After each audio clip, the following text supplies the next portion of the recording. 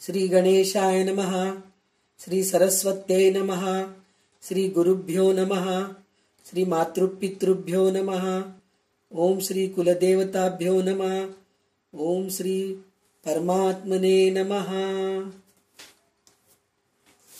तर आपला दासबोधाचा अभ्यास आता आपण सुरू करणार आहोत. पहिला दशक आणि दुसरा दशक दोन्ही संपलेला आहे आपला. आता तिसऱ्या दशकातला दुसरा समास सुरू होत आहे आणि पहिला समास जे आहे ते जन्म मृत्यू निरूपण हे झालेलं आहे. तर आता ह्या दशकामध्ये 10 समास जे आहेत, माणूस गर्भामध्ये असल्यापासून ते शेवटपर्यंत म्हणजे त्याचे मृत्यू होईपर्यंत त्याला काय काय कष्ट असतात, म्हणजे ह्या कष्टाचं सहन करतो तो, पण देवाजवळ जात नाही. ह्याचं रामदास स्वामींनी खूप छान निरूपण केलेलं आहे. म्हणजे माणसाला किती प्रकारचे कष्ट आहेत. सुरुवातीला तर नुसतं माणसांचे म्हणजे संसारी कष्ट काय आहे हे 5 समासामध्ये सांगितलेलं आहे. त्याच्यानंतरचे 5 समास जे आहेत ना ते आदिभौतिक, आध्यात्मिक असे जे आहेत, आदिदैवत, हे जे 3 त्रिगुण ताप म्हणून जे म्हणतो ना आपण, त्या त्रिगुण तापांचे पण वर्णन केलेले आहेत. तर ह्या सगळ्या गोष्टीतून आपल्याला ह्या संसाराच्या दुःखामधून बाहेर पडून भगवंतापर्यंत कसं जायचं, त्याच्यानंतर नवविधा भक्ती आलेलं आहे. म्हणजे 9 प्रकारच्या भक्तीने आपण भगवंतापर्यंत जाऊ शकतो. म्हणजे अक्षरशः एक सोपान म्हणतो ना, म्हणजे एक पायरी चढत आपण हळू वर जात आहेत. म्हणजे बघा, आपण खूप निरखून बघितलं तर रामदास स्वामींनी किती छान असं म्हणजे व्यवस्थित घेऊन जात आहेत आपल्याला. म्हणजे पहिले सगळ्यांना नमन कसं करायचं हे सांगितले त्यांनी. म्हणजे सगळ्यांचा आदर कसं करायला पाहिजे. पहिले गणपतीला नमस्कार करा. नुसतं देवाचेच आपण हे करतो, म्हणजे नमस्कार करून त्यांचा आदर करून आपण पुढे जातो असं नाही. त्यांनी आपल्याला श्रोत्यांचं, वक्त्यांचं, सभाचं हे सगळं ह्याच्यानी आपल्याला हळूहळू करून पहिल्या दशकामध्ये आदर कसं करायचं, म्हणजे कसे असतात श्रोते, कसे असतात वक्ते, कसे असतात, गणपतीचं रूप कसं आहे, सरस्वतीचं रूप कसं आहे, गुरु कसे असतात, सद्गुरू कसे असतात, हे सगळं आपल्याला पहिल्या दशकात सांगितलेत. नंतर दुसऱ्या दशकामध्ये त्यांनी काय सांगितलं, पूर्ण गुण, चांगले गुण आणि वाईट गुण कसे असतात. म्हणजे पहिले आदर कसं करायचं शिकवले आपल्याला. त्यानंतर आपल्यामध्ये काय गुण आहेत, कोणते चांगले गुण आहेत, कोणते वाईट गुण आहेत, म्हणजे आपलं आपणच कळून घ्यायला पाहिजे असं त्यांनी त्याच्यात सगळे गुण दिलेले आहेत. आता तिसऱ्या दशकामध्ये माणसांना किती प्रकारचे त्रास आहेत. म्हणजे जन्मल्यानंतरचे त्रास नाही, गर्भावासमध्ये सुद्धा काय त्रास आहे ते काल आपण बघितलो. जन्ममृत्यू निरूपण मध्ये काल आपण बघितलो की गर्भावासमध्ये सुद्धा किती प्रकारचे त्रास आपल्याला होतात. पण ते त्रास नको म्हणून आपण देवाची प्रार्थना करतो आणि प्रार्थना करून जेव्हा गर्भातून बाहेर येतो, आल्यानंतर सगळं विसरून जातो. पुन्हा ह्या नवीन संसारामध्ये, नवीन प्रपंचामध्ये गुंतून जातो. तर नवीन प्रपंचामध्ये कसं गुंततो हे सगळं आता आपल्याला 4 समासामध्ये सांगितलेले आहेत. पण त्या काळच्या प्रमाणे ते सांगितलेले आहेत. पण आजकालच्या ह्याच्यात सुद्धा काही वेगळं काही नाहीये, थोडंसं आहे वेगळं. म्हणजे ते आता आपण काय आहेत ते आपण बघूया आता. तर आज आपल्याला उषा देशमुख लाभलेली आहे दासबोध पठणासाठी म्हणून. तर उषा देशमुख ही सुरू करेल आता. पहिले नमन करेल, मग नंतर 20 ओवी वाचून दाखवेल दुसऱ्या समासाठी. जय जय रघुवीर समर्थ, श्रीराम समर्थ. गणेश शारदा चैव सद्गुरु सज्जनस्तथा आराध्य दैवतं गुह्य सर्वमे रघुनंदनः. गणेश शारदा सद्गुरु संत सज्जन कुळेश्वरू सर्व ही माझा रघुवीरू सद्गुरु रूपे. माझे आराध्य दैवत परम गुह्य गुह्यातीत गुह्यपणाची मात न चले जेथे. यो जातो मरुदंशजो क्षितितले संबोधयन् सज्जनान् ग्रंथं यो रचयन् सुपुण्यजनकं श्रीदासबोधाभिकं. यः कीर्त्या पठनेन सर्वविदुषां स्वान्तापहारी सदा सोऽयं मुक्तिकरः क्षितो विजयते श्रीरामदासो गुरु. मला वाटते अंतरित्वा वसावे तुझ्या दासबोधासी त्वा बोध व्हावे. अपत्या परिपाववी प्रेमग्रासा महाराज या सद्गुरु रामदासा. ब्रह्मानंदं परमसुखदं केवलं ज्ञानमूर्तिं द्वन्द्वातीतं गगनसदृशं तत्त्वमस्यादिलक्ष्यम् एकं नित्यं विमलमचलं सर्वधी साक्षिभूतं भावातीतं त्रिगुणरहितं सद्गुरुं तं नमामि. गुरुर्ब्रह्मा गुरुर्विष्णू गुरुर्देवो महेश्वरः गुरुर्साक्षात् परब्रह्म तस्मै श्री गुरुवे नमः. अनेन प्रियतां देवो भगवान् जानकीपति श्रीरामचन्द्र पूर्वेषाम् अस्माकं कुलदैवतं श्रोता वक्ता श्रीराम समर्थ. श्रीराम समर्थ. जय जय रघुवीर समर्थ. शुका सारिखे पूर्ण वैराग्य जाचे वशिष्ठा परिज्ञान योगेश्वराचे कवी वाल्मिका सारिखा मान्य ऐसा. नमस्कार माझा सद्गुरु रामदासा. जय जय रघुवीर समर्थ. दशक तिसरा समास दुसरा ना. सगुण परीक्षा. श्रीराम समर्थ. संसार हाची दुःखमुळ लागते दुःखाचे इंगळ मागा बोलिली तळमळ गर्भवासाची श्रीराम. गर्भवासी दुःख झाले ते बाळक विसरले पुढे वाढू लागले दिवसेंदिवस श्रीराम. बाळपणी त्वचा कोवळी दुःख होताची तळमळी वाचा नाही तये काळी दुःख सुख दुःख सांगावया श्रीराम. देहास काही दुःख झाले अथवा क्षुधेने पिडले तरी ते परम आक्रंदले परी अंतर नेणवे श्रीराम. माता कुरवाळीवरी परी जे पीडा झाली अंतरी ते मायेसी न कळे अभ्यांतरी दुःख होय बाळकासी श्रीराम. मागुते मागुते पूजे रडे माता बुझावी घेऊन कडे वेथा नेणती बापुडे तळमळी जीवी श्रीराम. नाना व्याधीचे उमाळे तेने दुःख आंदोळे रडे पडे कापोळे अग्निसंगे श्रीराम. शरीर रक्षिता न ये घडती नाना अपाये खोडी अधांतरी होये आवे वहीन बाळक श्रीराम. अथवा अपाय चुकले पूर्ण पुण्य पुढे ठाकले मातेस ओळखो लागले दिवसेंदिवस श्रीराम. क्षणभरी मातेस न देखे तरी आक्रंदे रुदन करी दुःखे ते समयी माते सारिखे आणि काहीच नाही श्रीराम. आस करून वास पाहे माते विण कदा न राहे वियोग पळ मात्र न साहे स्मरण जालियांतरी श्रीराम. जरी ब्रह्मादिक देवाले अथवा लक्ष्मीने अवलोकिले तरी न वचे बुझाविले आपले माते वाचूनी श्रीराम. करूप अथवा कुलक्षण सकळाहून करंटेपण तरी नाही तिसमान भूमंडळी कोणी श्रीराम. ऐसे ते केविलवाणे माते विण दिसे उणे रागे परते केले तिने तरी आक्रंदोनी मिठी घातली श्रीराम. सुख पावे माते जवळी दुरी करितांची तळमळी अतिप्रीती तळे काळी मातेवरी लागली श्रीराम. तव ते मातीस मरण आले प्राणी पोरटे झाले दुःखे जुनी लागले आई आई म्हणोनी श्रीराम. आई पाहता दिसेना दीन रूप पाहे जना आस लागलीसे मना आई येईल म्हणोनी श्रीराम. माता म्हणून मुख पाहे तव ते आपुली माता नव्हे, मग हिमांसले राहे दैन्यवाणे श्रीराम. माता वियोगे कष्टले, तेणे मानसी दुःख झाले.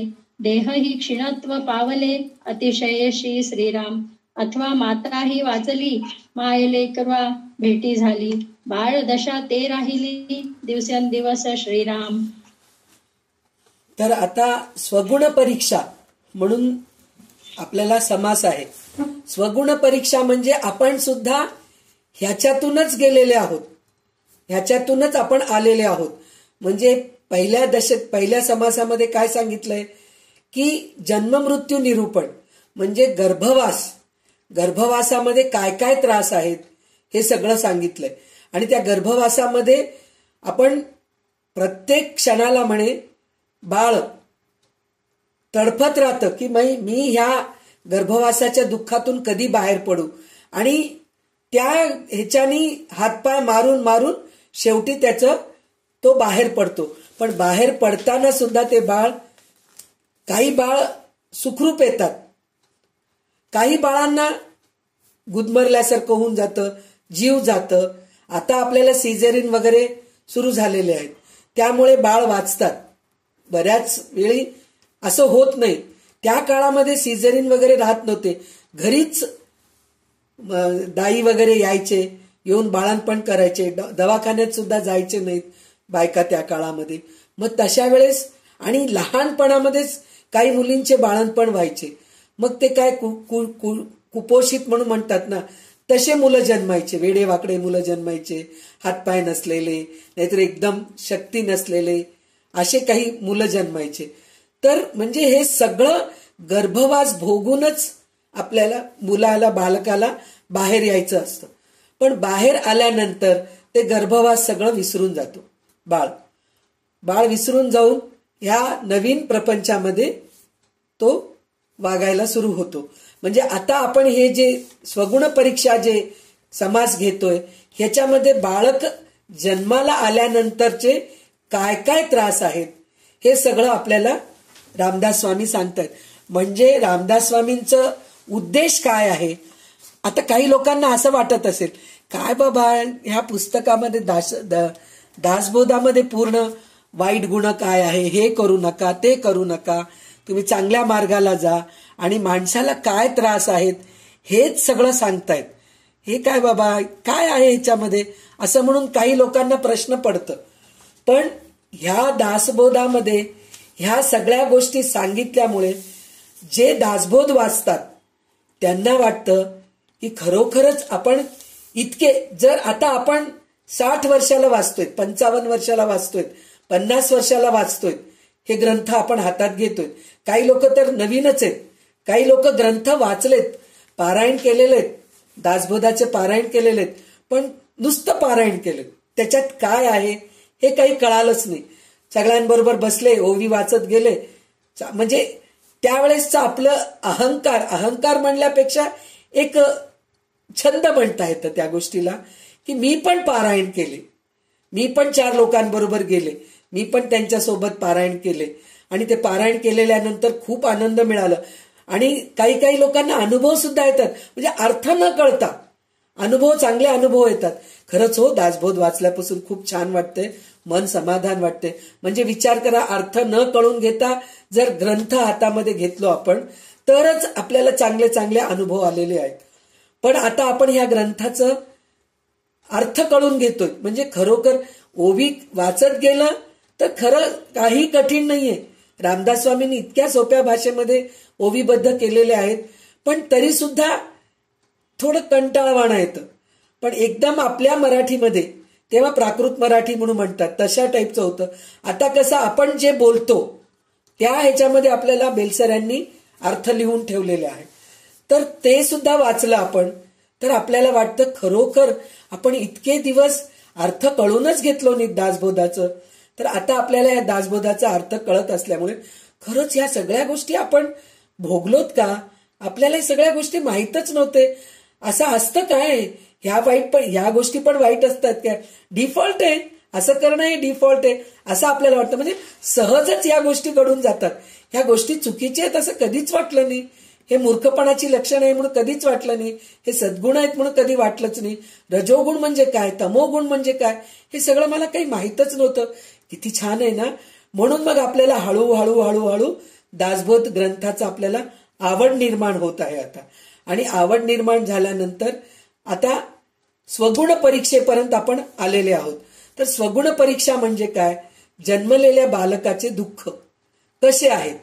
तर जन्मलेल्या बालकाचे दुःख कसं आहे म्हणून म्हणलं तर, तो गर्भवास विसरून बाहेर आला आणि आईच्या मोहामध्ये पडला. सुरुवातीला बाळक जो असतो तो त्याला सगळ्यात पहिले म्हणजे आई ही एकच माहीत असते, बाकी कोणीही माहीत नसते. आईच्या जवळ राहणं, आईजवळ दूध पिणं, आईच सगळं प्रेमाने कुरवाळत असते, सगळं करत असते. पण काही बालकांना पोटामध्ये काहीतरी त्रास होत असतं, त्या बालकाला सांगता येत नाही. काही पोरांना कानात त्रास होत असतं, काही पोरांना डोळ्यात त्रास होत असतं, काही पोरांना अंग खाजत असतं, पण त्यांना खाजून घेता येत नाही, म्हणजे काहीतरी स्किन अलर्जी असते. म्हणजे ह्या सगळ्या गोष्टी गेल्या जन्माचे भोग पण असू शकतात. तर ते सगळं भोगण्यासाठी म्हणूनच तो जन्माला येतो. आणि त्याला काय वाटतं, आईच्या व्यतिरिक्त दुसरं जगच नाहीये, सगळं काही आईच आहे, सगळं काही. म्हणजे तितका तो हे होतो. आणि त्याच्यानंतर तो हळूहळू काय होतो, थोडंसं मोठा होतो, रांगायला लागतो. रांगायला लागल्यानंतर हळूहळू रांगत रांगत काहीतरी वस्तू अंगावर पाडून घेतो. ते पण दुःखच आहे ना एक प्रकारचं. काहीतरी गरम वस्तूला हात लावतो, ते पोळतं त्याच्या हाताला, ते सुद्धा दुःखच आहे. म्हणजे ह्या सगळ्या गोष्टी दुःख आहे. म्हणजे किती विस्तृतपणे बाळकाचं सुद्धा रामदास स्वामींनी इतकं सुंदर हे करून दाखवलंय. म्हणजे कुठल्या कुठल्या त्रासातून बालक निघून जात राहतो. काही काही वेळेस मिरची खाली पडलेली असते, ती मिरची उचलतो, तोंडात घालतो आणि ते मिरची तिखट लागते, म्हणजे त्याला कळत नाही. म्हणजे या सगळ्या गोष्टीचा त्रास त्या बालकाला असतं.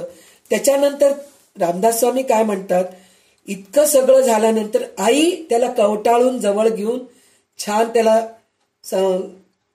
कुरवाळून समजवती आणि शांत करती, म्हणून त्याला आई खूप आवडत असते. पण काही बालकांचे दुःख कमीच होत नाहीत, कारण ते त्याच्या शरीराचे भोग असतात, तो भोगत असतो. पण आई त्याच्यातून सुद्धा त्याला चांगलं सांभाळ करून त्याला शांत करायचा प्रयत्न करत असती, म्हणून त्याला आई खूप आवडती. त्याच्यानंतर काय होतं, त्याला एक क्षण सुद्धा आई दिसली नाही की त्याला दुःख होत राहतं. आई सतत पाहिजे, मला आई सतत पाहिजे. दुसरे त्याच्यामध्ये रामदास स्वामी काय सांगितलेले आहेत की ब्रह्मदेव सुद्धा आले किंवा लक्ष्मी सुद्धा आली तरी सुद्धा त्या बालकाला काही कळत नाही. जरी ब्रह्मादिक देवा आले अथवा लक्ष्मीने अवलोकिले तरी नवचे बुझाविले आपले माते वाचुनी. म्हणजे देव जरी समोर आला, त्या बालकाला काय कळणार आहे, देव आलाय म्हणून काहीच कळत नाही. त्याला एकच गोष्ट कळतं की माझी आई आहे, ती आईच पाहिजे मला, असं म्हणून त्याला वाटत राहतं.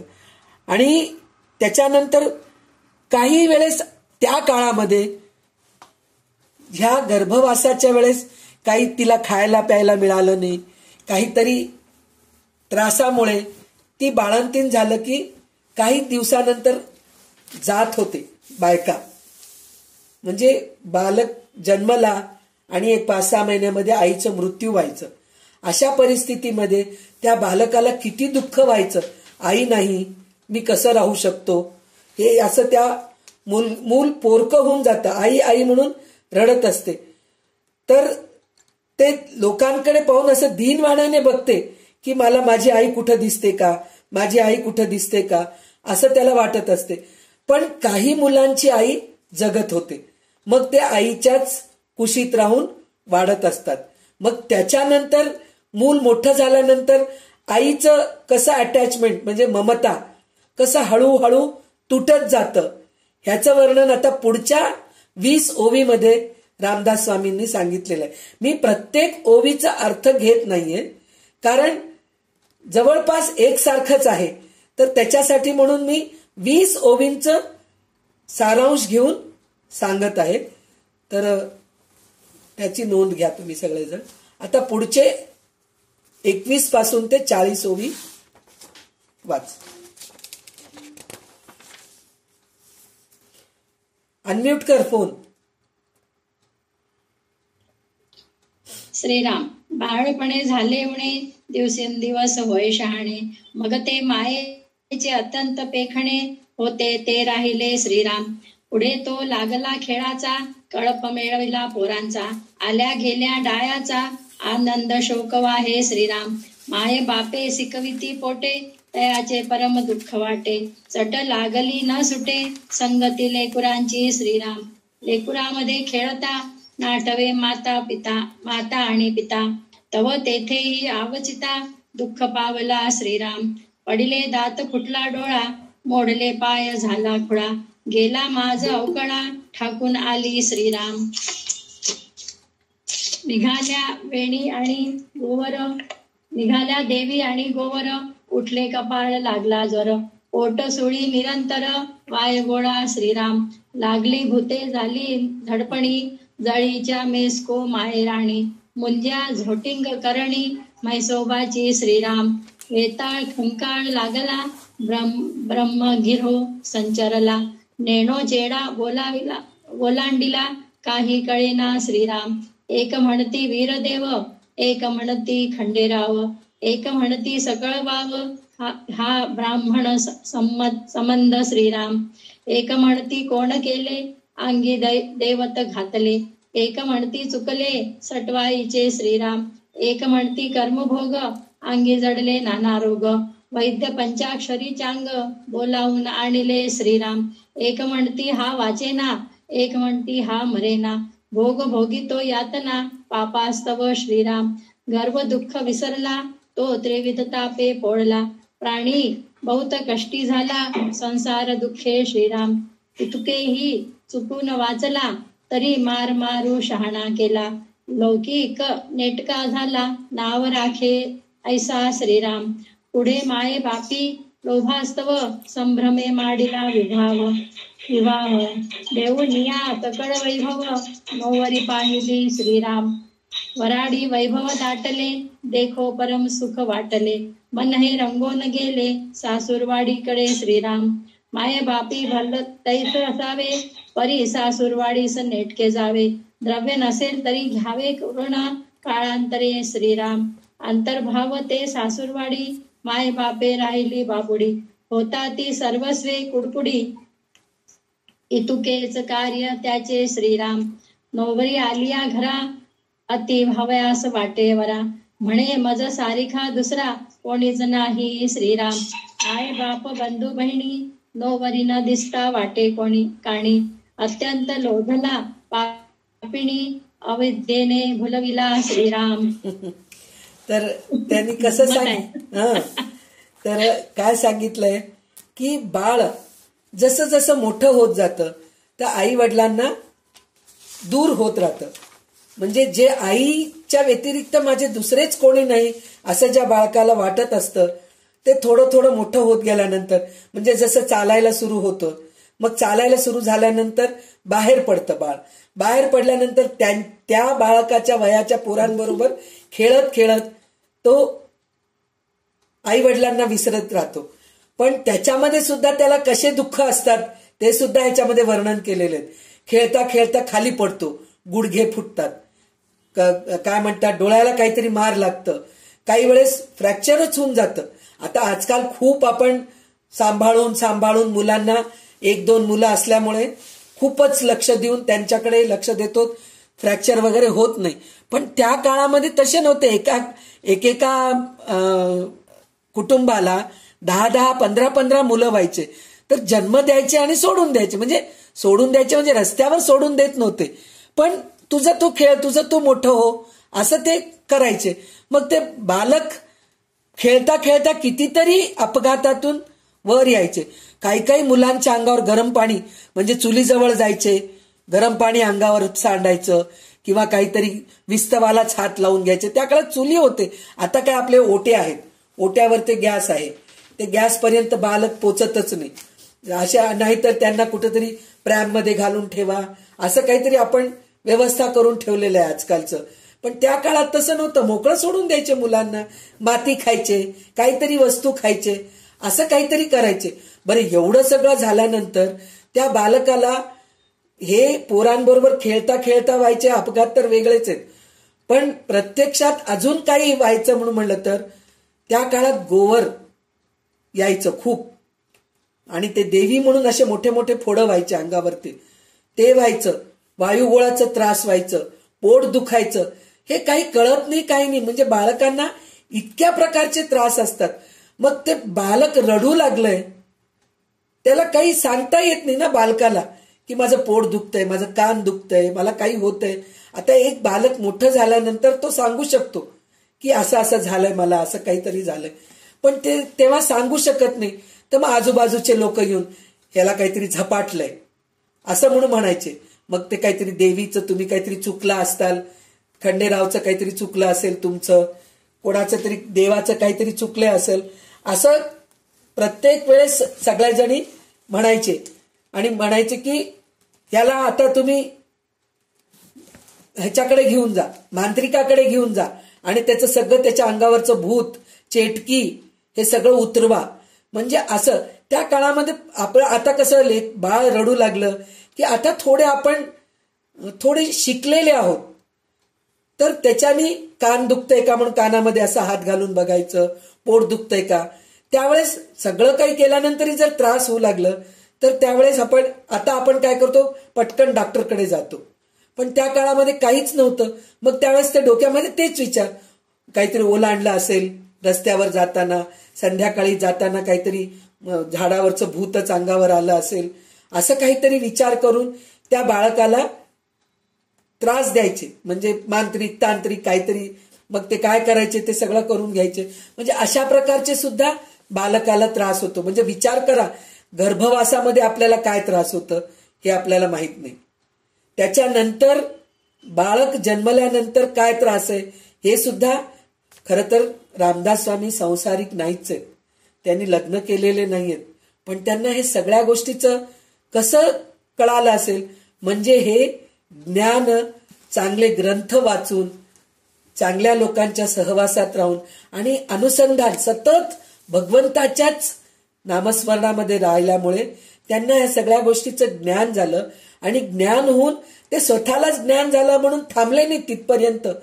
त्यांनी एवढा मोठा ग्रंथ लिहिले आणि आपल्यासाठी म्हणून किती सोपं करून त्यांनी आपल्याला हे ग्रंथ हातात दिलेले. म्हणजे तुम्ही कोणत्या कोणत्या दुःखातून वर आलेले आहात. एवढं दुःख असल्यानंतर सुद्धा आपण अजून अपेक्षा करत करत करत करत पुन्हा पुढच्या जन्माची तयारी करत राहतो आपण. तर रामदास स्वामी हे त्रास सांगायचा उद्देश एकच आहे की आपण इतक्या त्रासातून आलेले आहोत, तर आपण देवाकडे जायचं मार्गावर न जाता आपण परत संसारामध्येच अडकतो. माझी नात, माझा मुलगा, माझी सून, माझं घर, माझं दार, माझं सोनं, ह्याच गोष्टीमध्ये आपण अडकतो. आपलं म्हणणं असं नाहीये की ह्या संसारामधल्या कर्तव्य जे आहेत ते चुकवायचेच नाहीत. कारण आपण जन्माला आल्यानंतर आपल्या कर्मानुसार आपल्याला कर्म मिळालेले आहेत. म्हणजे गेल्या जन्माचे जे कर्मानुसार, संचित कर्मानुसार आपल्याला जे कर्म मिळालेले ते कर्म करायलाच पाहिजे. तिथं आपण कंटाळा करायचं नाही किंवा संसार सोडून पळून जायचं नाही. पण संसार करत करत आपण संसारामध्ये अडकायचं नाही, त्याच्यातून बाहेर पडायचा आपण प्रयत्न करायचं. म्हणजे संसार तर करायचंच, पण भगवंताचं नामस्मरण करायचंय. देवा, आता हे मला संसार पूर्ण करायची शक्ती दे, पण मला पुढचा जन्म नको, मला पुन्हा जन्म मृत्यूच्या फेऱ्यामध्ये अडकवू नको. हे आपण भगवंताला प्रार्थना करण्यासाठी, म्हणूनच हे आपल्याला सगळे काय दुःख आहेत हे रामदास स्वामी आपल्याला सांगत आहेत. तर त्याच्यानंतर तो बालक ह्या सगळ्यातून वर येतो. मग तो 5 वर्षाचा होतो. 5-6 वर्षाचा झाल्यानंतर त्या बालकाला चांगल्या शाळेत घालतात आई वडील चांगल्या शाळेमध्ये घातल्यानंतर जर मूल चुकत असेल, चांगलं शिकत नसेल, त्याला चांगले रट्टे मारून त्याला छान शिकवतात. तर त्यावेळेस मुलाला वाटतं आई वडील मला खूप त्रास देऊ लागलेत, मला अभ्यास करायचं इच्छाच नाहीये, पण आई वडील माझ्या मागे लागून लागून अभ्यास करायला लावू लागलेत. त्याला फक्त खेळायचीच इच्छा असती, मुलांबरोबर खेळत राहावं असंच त्याला वाटत राहतं. पण तो आई वडिलांच्या भीतीमुळे तो त्याच्यामध्ये अभ्यास करतो, सगळं काही छान होतो. मग हळूहळू मोठा होत होत हायस्कूलमध्ये जातो, म्हणजे मोठ्या वर्गामध्ये जातो. मोठ्या वर्गामध्ये जाऊन चांगलं शिक्षण करून मग त्या काळामध्ये 16-17व्या वर्षी लग्न करायचे. मुलींचं लग्न 12-13व्या वर्षीच करायचे. त्या काळामध्ये मुली 12-13व्या वर्षी बालिक व्हायचे नाही, म्हणजे जे मासिक पाळी वगैरे यायचं ते येत नव्हते. तर तेव्हा त्या दोघांचं लग्न करायचे. पण मुलगा मोठा होतो, त्याला ह्या गोष्टीचं शारीरिक सुखाचं थोडं थोडं त्याला जाण होत असतं. म्हणून तो कसा वागतो हे आता आपल्याला पुढच्या 25 ओवीमध्ये रामदास स्वामी आपल्याला सांगत आहेत की मूल म्हणजे जे बालक लहानपणापासून हळूहळू मोठा होत जो 16 वर्षापर्यंत आलेला आहे, 16, 18, 20 वर्षापर्यंत आलेला बालक, त्याचं लग्न झाल्यानंतर त्याच वेळी त्याचं लग्न करायचे. तर लग्न झाल्यानंतर तो कसा वागतो हे आता आपल्याला पुढच्या 25 ओवींमध्ये रामदास स्वामींनी वर्णन केलेलं आहे. तर फोन अनम्यूट करून सुरू कर. श्रीराम. संभोग नसता इतका प्रेमा, योग्य झाली या उल्लंघी सीमा. प्रीती वाढविती कामा, करिता प्राणी गुंतला श्रीराम. जरी न देखे क्षण एक, डोळा तरी जीव होय उताविळा. प्रीती पात्र अंतरकळा, घेऊन गेली श्रीराम. ओवळे कोवळे शब्द मंजुळ, मर्यादा लज्जा मुख कमळ. वक्त्र लोकने केवळ, ग्राम ज्याचे मैदावे श्रीराम. कळवळा येता सावरेना, शरीर विकळ आवरेना. अनेत्र व्यवसायी क्रमेना, हुरहुर वाटे श्रीराम. व्यवसाय करिता बाहेरी, मन लागेलसे घरी. क्षणाक्षणा अभ्यंतरी, स्मरण होय कामिनेचे श्रीराम. तुझी माझी या जीवातील जीव, म्हणून अत्यंत लाघव. दाऊनिया चित्त सर्व, हिरोन घेतले श्रीराम. मैद सोयरीक काढिती, फासे घालून प्राण घेती.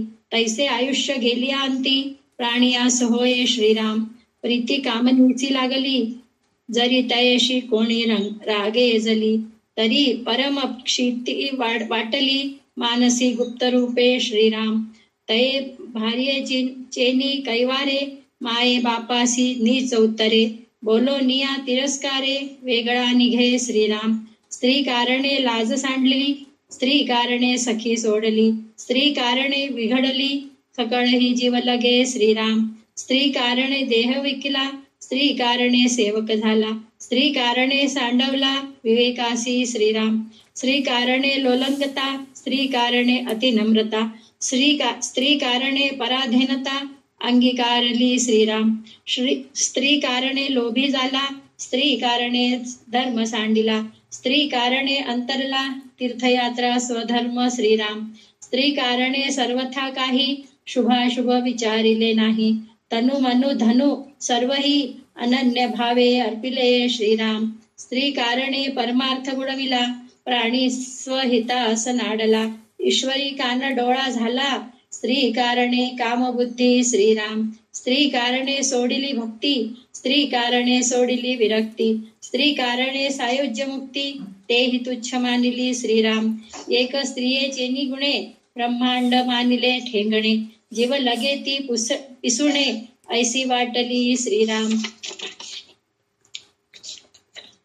ऐसी अंतर प्रीती जडली, सर्वस्वाची सांडी केली. तव ते मरोन गेली, अकस्मात भार्या श्रीराम. तेने मनी शोक वाढला, म्हणे थोर घात झाला. आता कैचा बुडाला, संसार माझा श्रीराम. जीव लगाचा सोडिला संग, अवचिता झाला घरभंग. आता करू माया त्याग, म्हणे दुःखे श्रीराम. स्त्री घेऊन आडवी, ऊर बडवी पोट बडवी. लाज सांडून गौरवी, लोका देखता श्रीराम.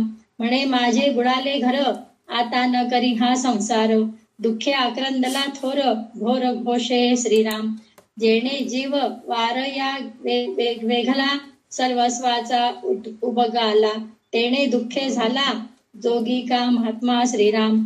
का ते निघून जाणे चुकले, पुन्हा मागुते लग्न केले, तेणे अत्यंतची मग्न झाले मन द्वितीय संबंधी श्रीराम. झाला द्वितीय संबंध सवेची मांडिला आनंद, श्रोती भावे सावध पुढे न संभाषी श्रीराम. इति श्रीदास बोधी गुरु शिष्य संवादे स्वगुण परीक्षा नाम समास द्वितीय. श्रीराम श्रीराम समर्थ श्रीराम. तर आता त्याचं लग्न करतात, 16-18 वर्षापर्यंत त्याचं लग्न करतात. लग्न झाल्यानंतर त्याला काय काय त्रास आहे, त्याला काय काय त्रास आहे म्हणजे तो कसा वागतो, त्रास म्हणल्यापेक्षा तो कसा वागतो हे ह्या 25 ओवीमध्ये त्यांनी सांगितलेलं आहे. ते म्हणतात की लग्न होतंय मुलाचं, लग्न झाल्यानंतर ती पोरगी जी आहे बालिक झालेली नसती, पण त्याला शरीर सुख भोगायची इच्छा असती, म्हणून तो तिच्या मागे मागे मागे मागेच असतो आणि ती लाजत असती, तिला कळत नाही, ती लाजत असती. त्या चेहऱ्याला बघून तो इतका भुळून जातो की तो आई वडिलांना विसरतो आणि त्याला घराच्या बाहेर पडावंच वाटत नाही. सतत मला माझ्या डोळ्यासमोर माझी बायको पाहिजे असं त्याला.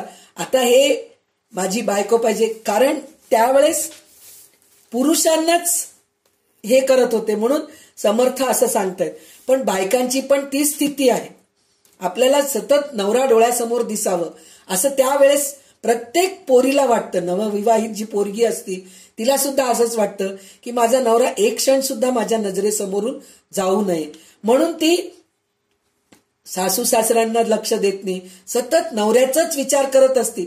नवऱ्याला पाणी देऊ का, नवऱ्याला खायला देऊ का, नवऱ्याला प्यायला देऊ का, नवऱ्याच्या मागे मागे मागे मागे असती. पण त्यावेळेस सासू सासऱ्यांना असं वाटतं आणि आई वडिलांना असं वाटतं की बाकीचे सगळे आहेत ना, त्यांच्याकडे थोडं लक्ष दे ना. पण त्यावेळेस मग अशा वेळेस घरामध्ये काय होतं, फूट पडतं.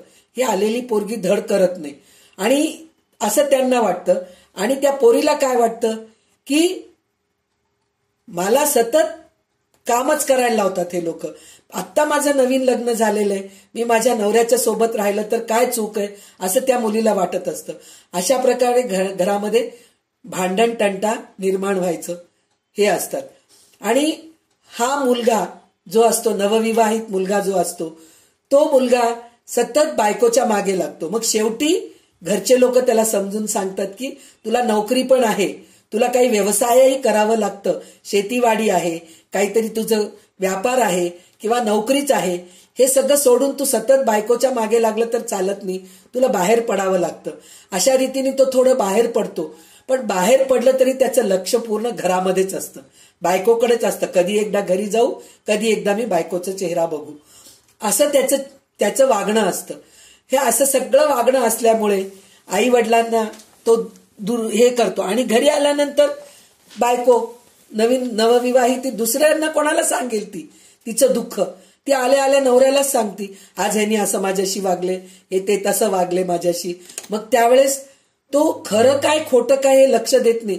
बायको जे म्हणते तेच खरं आहे, कारण त्याला बायकोकडून सुख मिळत असतं, शारीरिक सुख मिळायचं असतं. मग त्याला ते बायको जे बोलते तेच खरं वाटतं, म्हणून तो आई वडिलांशी सुद्धा त्या बायकोमुळे भांडत असतो. भांडत हे करत असतात. मग काही वेळेस आई वडील त्याला घराबाहेर पाडतात किंवा तो स्वतःच घराच्या बाहेर निघून जातो आपल्या बायकोला घेऊन. मग बायको बालिक झाल्यानंतर तर विचारूच नाही, न व्हायच्या अगोदरच बायकोवर इतकं अति प्रेम जडलेलं असतं, तर ती बालिक झाल्यानंतर तिच्यासोबतच राहतो. अशा वेळेस त्या काळामध्ये काय व्हायचं की स्त्री पोरगी जी असती ती कोवळी असती, मग तिला काहीतरी अशा रोग व्हायचे की तिचं मृत्यू होऊन जायचं. अशा प्रकारचे बरेच रोग त्या नवविवाहित मुलीला व्हायचे. 5-6 महिन्यामध्येच ती मुलगी मरून जायची. कारण अतिभोग, शारीरिक भोग अति जर झालं तर ते मुलींना त्रास व्हायचं, मग ती मुलगी मरून जायची. मग मुलगी मरून गेली की मृत्यू झालं, त्या मुलीचं मृत्यू झालं की हा जो मुलगा असतो तो छाती बडवून बडवून रडतो की मी आता काय करू, कसं करू, म्हणून त्याला वाटत असतं. आता तो म्हणतो की माझं आयुष्यच संपलं, सगळं काही संपलं, असं करून हे करतो. शेवटी मग त्या पोरीचं दहन क्रिया वगैरे सगळं होऊन गेल्यानंतर लगेच महिन्यामध्ये दुसरं लग्न करायला तयार होऊन जातो. त्या काळामध्ये हे सगळ्या गोष्टी व्हायचे. आताच्या काळात हे दुसरं लग्न किंवा नवविवाहित मुलगी जाणं ह्या प्रकारे काही तसं हे नाहीये. पण बाकीच्या सगळ्या गोष्टी जे शारीरिक आकर्षण आहे ह्या सगळ्या गोष्टी त्या काळातही होते, ह्या काळातही आहे. ह्या काळातही आपल्याला जी मुलगी आवडली, तुम्ही 30 वर्षाला लग्न करा, 40 वर्षाला लग्न करा, 16 वर्षाला लग्न करा, शारीरिक आकर्षण तर आहेच आहे. त्या शारीरिक आकर्षणानेच तर विवाह होतात, मग प्रजनन होतं, जे प्रजा उत्पत्ती होते, ह्या सगळ्या गोष्टी होत असतात. म्हणजे त्या काळामध्ये सुद्धा शारीरिक सुख माणसाला पाहिजे होतं, आताही सुख पाहिजे. त्या काळामध्ये सुद्धा बायकोचं कैवारी घेत होते, आज पण बायकोची कैवारी घेतात. आणि त्या काळामध्ये सुद्धा आई वडिलांची वादविवाद होत होता, आता पण वादविवाद होतात. एवढंच आहे की आता थोडे समंजस झालेले लोक आहेत. ते म्हणतात की बाबा कटकट नको, तुझं तू वेगळं राहा. लग्नाच्या आधीच सगळ्या गोष्टीची तयारी करून ठेवतात. त्या मुलाला वेगळं फ्लॅट घेऊन देतात, तुझं तू वेगळं राहा. आजकालच्या काळामध्ये असं व्हायला लागलं. त्या काळामध्ये तसं नव्हतं. एकाच घराण्यामध्ये, एकाच कुटुंबामध्ये 2-2, 3-3 भाऊ, त्यांचे मुलं, त्यांचे नातवंड असे सगळे एकत्र राहायचे. एका कुटुंबामध्ये 50-50 लोक राहायचे. तर ह्या सगळ्या कटकटीमधून बाहेर पडावं असं म्हणून त्या माणसाला वाटत असतं. तर आतापर्यंत कसं सांगितलं ह्याच्यामध्ये सगळं, ह्या स्वगुण परीक्षेमध्ये, ह्या समासामध्ये, दुसऱ्या समासामध्ये मूल लहानापासून लग्न होईपर्यंत कसं वागतो मुलगा, मुलगी कशी वागते, हे सगळं ह्याच्यामध्ये सांगितलेलं आहे.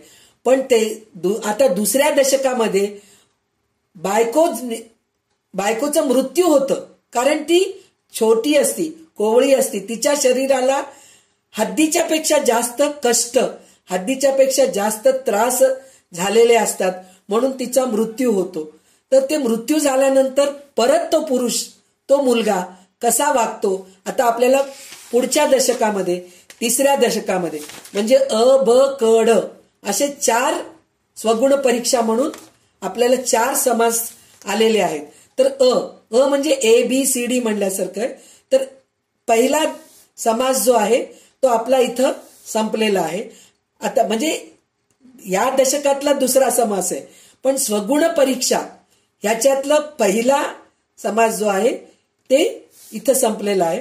आता दुसरा समास परत उषा 20 ओवी वाचेल, ते आपल्याला त्याचा आपण अर्थ कळून घेऊया.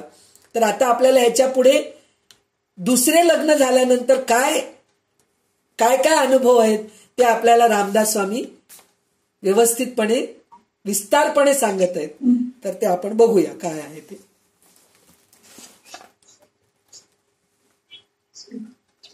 श्रीराम समर्थ श्रीराम. दशक 3, समास 3, स्वगुण परीक्षा ब. श्रीराम. द्वितीय संबंध झाला, दुःख मागेला विसरला, सुख मानून राहिला संसाराचे श्रीराम.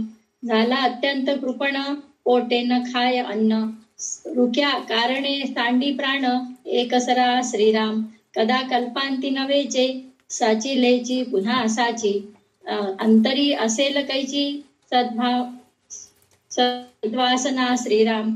स्वये धर्म न करी, धर्म कर्त्यासही वारी, सर्व काळ निंदा करी साधुजनाची श्रीराम. नेणे तीर्थ नेणे व्रत, नेणे अतीत अभ्यागत, मुंगी मुखीचे जे सीत, तेही वेचून साची श्रीराम. स्वये पुण्य करवेना, केले तरी देखवेना, उपहास्य करी मना, न ये म्हणोनी श्रीराम. देवा भक्तास उछेदी, आग बळे सकळास खेदी, निष्ठुर शब्द अंतर भेदी, प्राणी मात्राचे श्रीराम. नीती सांडू न मागे, अनितीने वर्तो लागे, गर्व धरून फुगे सर्व काळ श्रीराम. पूर्वजास सिंतरिले, पक्ष श्राद्ध ही नाही केले. कुळदैवत ठकिले कोणी परी श्रीराम. अक्षत भरिली भाणा दुजा ब्राह्मण मेहुणा. आला होता पाहुणा स्त्रिये समूळ श्रीराम. कदा नावडे हरिकथा देवन लगे सर्वथा. स्नान संध्या म्हणे वृथा कासया करावी श्रीराम. अभिळासे साची वित्त स्वये करी विश्वासघात. मध्ये मातला उन्मत तारुण्यपणे श्रीराम. तारुण्य अंगी भरले धारिष्ट नवचे धरिले. करू नये तेची केले महापाप श्रीराम. स्त्री केली परी धापुटी धीरन धरवेची पोटी. विषय लोभे सेवटी ओळखी सांडिली श्रीराम. माये बहीण न विचारी झाला पापी परद्वारी. दंड पावला राजद्वारी तरी पालटे ना श्रीराम. परस्त्री देखोन दृष्टी अभिलाष उठे पोटी. अकर्तव्ये हिंपुटी पुन्हा होय श्रीराम.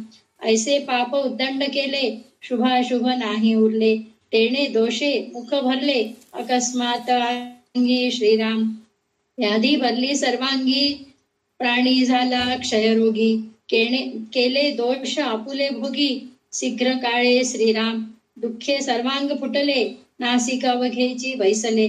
लक्षण जाऊन झाले गुलक्षण श्रीराम. देहास क्षीणता आली नाना व्यथा उद्भवली. तारुण्य शक्ती राहिली कंगला प्राणी श्रीराम. तर अशा प्रकारे ती पहिली बायको जाती, त्याची पहिली पत्नी मृत्यू पावती. मग त्याला आता काहीच सुचत नाही घरामध्ये काय करावं काय नाही. तो मग जेवण खाणं सोडून देतो. मग आता दुःखामध्ये राहतो. हे सगळं त्याचे नातेवाईक बघून त्याचं परत दुसरं लग्न करतात आणि पैसा कमवत राहतो. पण त्याला आता कंजूसपणाने जगायची सवय होऊन जाते. त्याचं कारण काय, बायकोच्या रोगाराईसाठी म्हणून पैसे खर्च होऊन जातात. मग पैसे कमी राहतात त्याच्याजवळ. मग त्याप्रमाणे तो कंजूसपणाने वागतो, दान धर्म करत नाही. आता माझ्यासाठी राहू दे, मला दुसरं लग्न करायचंय, मग मला मूलबाळ जन्मलं तर मी कसं राहू, म्हणून तो कंजूसपणाने वागायला सुरू करतो. देवधर्म करत नाही, श्राद्ध पक्ष करत नाही, कुलाचार करत नाही, काहीच नाही, भक्ती नाही, हरिकथा नाही, काही नाही. मग त्याला काय होतं, ते स्त्री सुख जे पाहिजे असतं ते मिळत नाही. म्हणून तो काय करतो, वेश्याकडे जायला सुरू करतो, परस्त्रीकडे जायला सुरू करतो. आणि त्याला ते परस्त्री एकच नाही, त्याला आजूबाजूचे माता भगिनी सुद्धा स्त्री सुख भोगण्यासाठी पाहिजे अशी त्याला हाव निर्माण होत असते.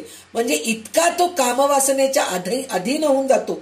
म्हणजे तरुण अवस्था कशी असते, आता म्हणतीये ना, आताचे पोरं, आताचं काळ जे आहे ना, हे सगळे खूपच समंजस आहेत, समजदार आहेत, वेडेवाकड्या वळणावर जात नाहीत, सांभाळून राहतात, सगळं व्यवस्थित असतात.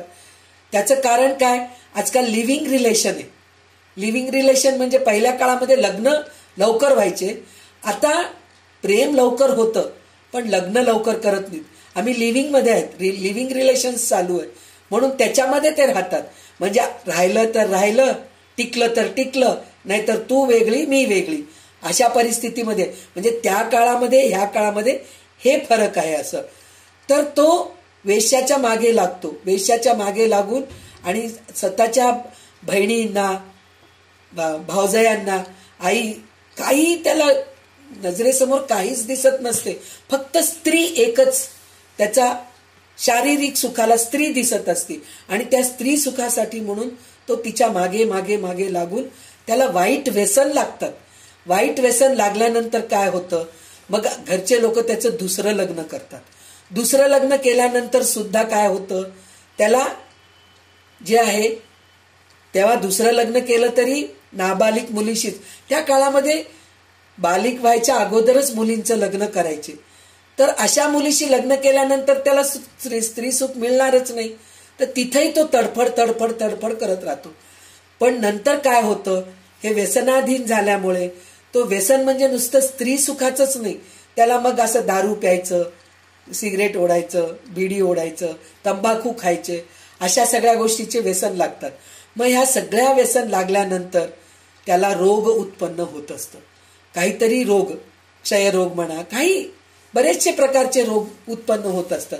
मग त्या रोगातून तो कसा बसा बाहेर पडतो आणि बायकोच्या सहवासात तो राहायला सुरू करतो.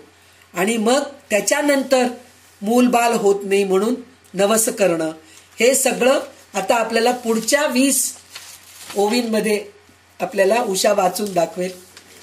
कसं म्हणजे कसं पहा, म्हणजे माणूस कसं अडकत राहतो, पाहिजे पाहिजे पाहिजे, कामवासना. कामवासना म्हणजे नुसतं शरीर सुखभोगच नाही, तर दुसऱ्या सगळ्या गोष्टी, खाणं पिणं, हे सगळ्या गोष्टी ज्या आहेत ना, हे सगळे कामवासनाच आहेत. तर ह्या वासनेमध्ये तो कसा अडकून संसार करून नंतर त्याची कशी अवहेलना होते, म्हणजे त्याच्याकडे दुर्लक्ष कसे करतात, हे आपल्याला हळूहळू पुढच्या समासामध्ये आपल्याला कळत जातं. तर आता आपल्याला मूलबाल होण्यासाठी काय काय धडपड करतात हे आपल्याला पुढच्या 20 ओवींमध्ये उषा वाचून दाखवेल, आपल्याला कळणार आहे. श्रीराम. सर्वांगी लागल्या कळा, देहास आली अवकळा, प्राणी कापे चळचळा, शक्ती नाही श्रीराम. हस्त पादादिक झडले, सर्वांगी किडे पडले, देखोनी थुंकू लागले, लहान थोर श्रीराम. झाली विष्ठेची सारणी, भोवती उठली वरढाणी, अत्यंत खंगला प्राणी, जीव नवचे श्रीराम. आता मरण देगा देवा, बहुत कष्ट झाले जीवा, झाला नाही नेणो ठेवा, पातकांचा श्रीराम. दुखे घळा रडे, जो जो पाहे अंगाकडे, तो तो दैन्य वाणे बापुडे, तळमळी जीवी श्रीराम. ऐसे कष्ट झाले बहुत, सकळ झाले वाताहत, दरवडा घालून वित्त, चोरटी नेले श्रीराम.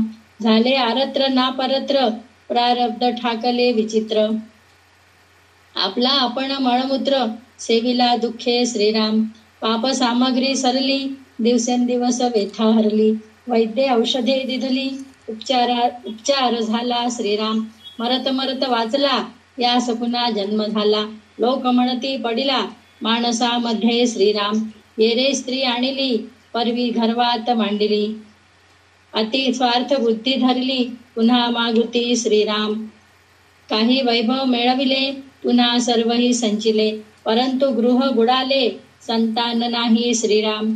पुत्र संतान नसता दुःखी, वांजनाव पडिले लौकिकी, ते न फिटे म्हणून लेकी, तरी हो आता श्रीराम. म्हणून नाना सायास, बहुत देवास केले नवस, तीर्थे व्रते उपवास, धरणे पारणे मांडिले श्रीराम. विषय सुख ते राहिले, वांजपणे दुःखी केले, तव ते कुळ दैवत पावले, झाली वृद्धी श्रीराम.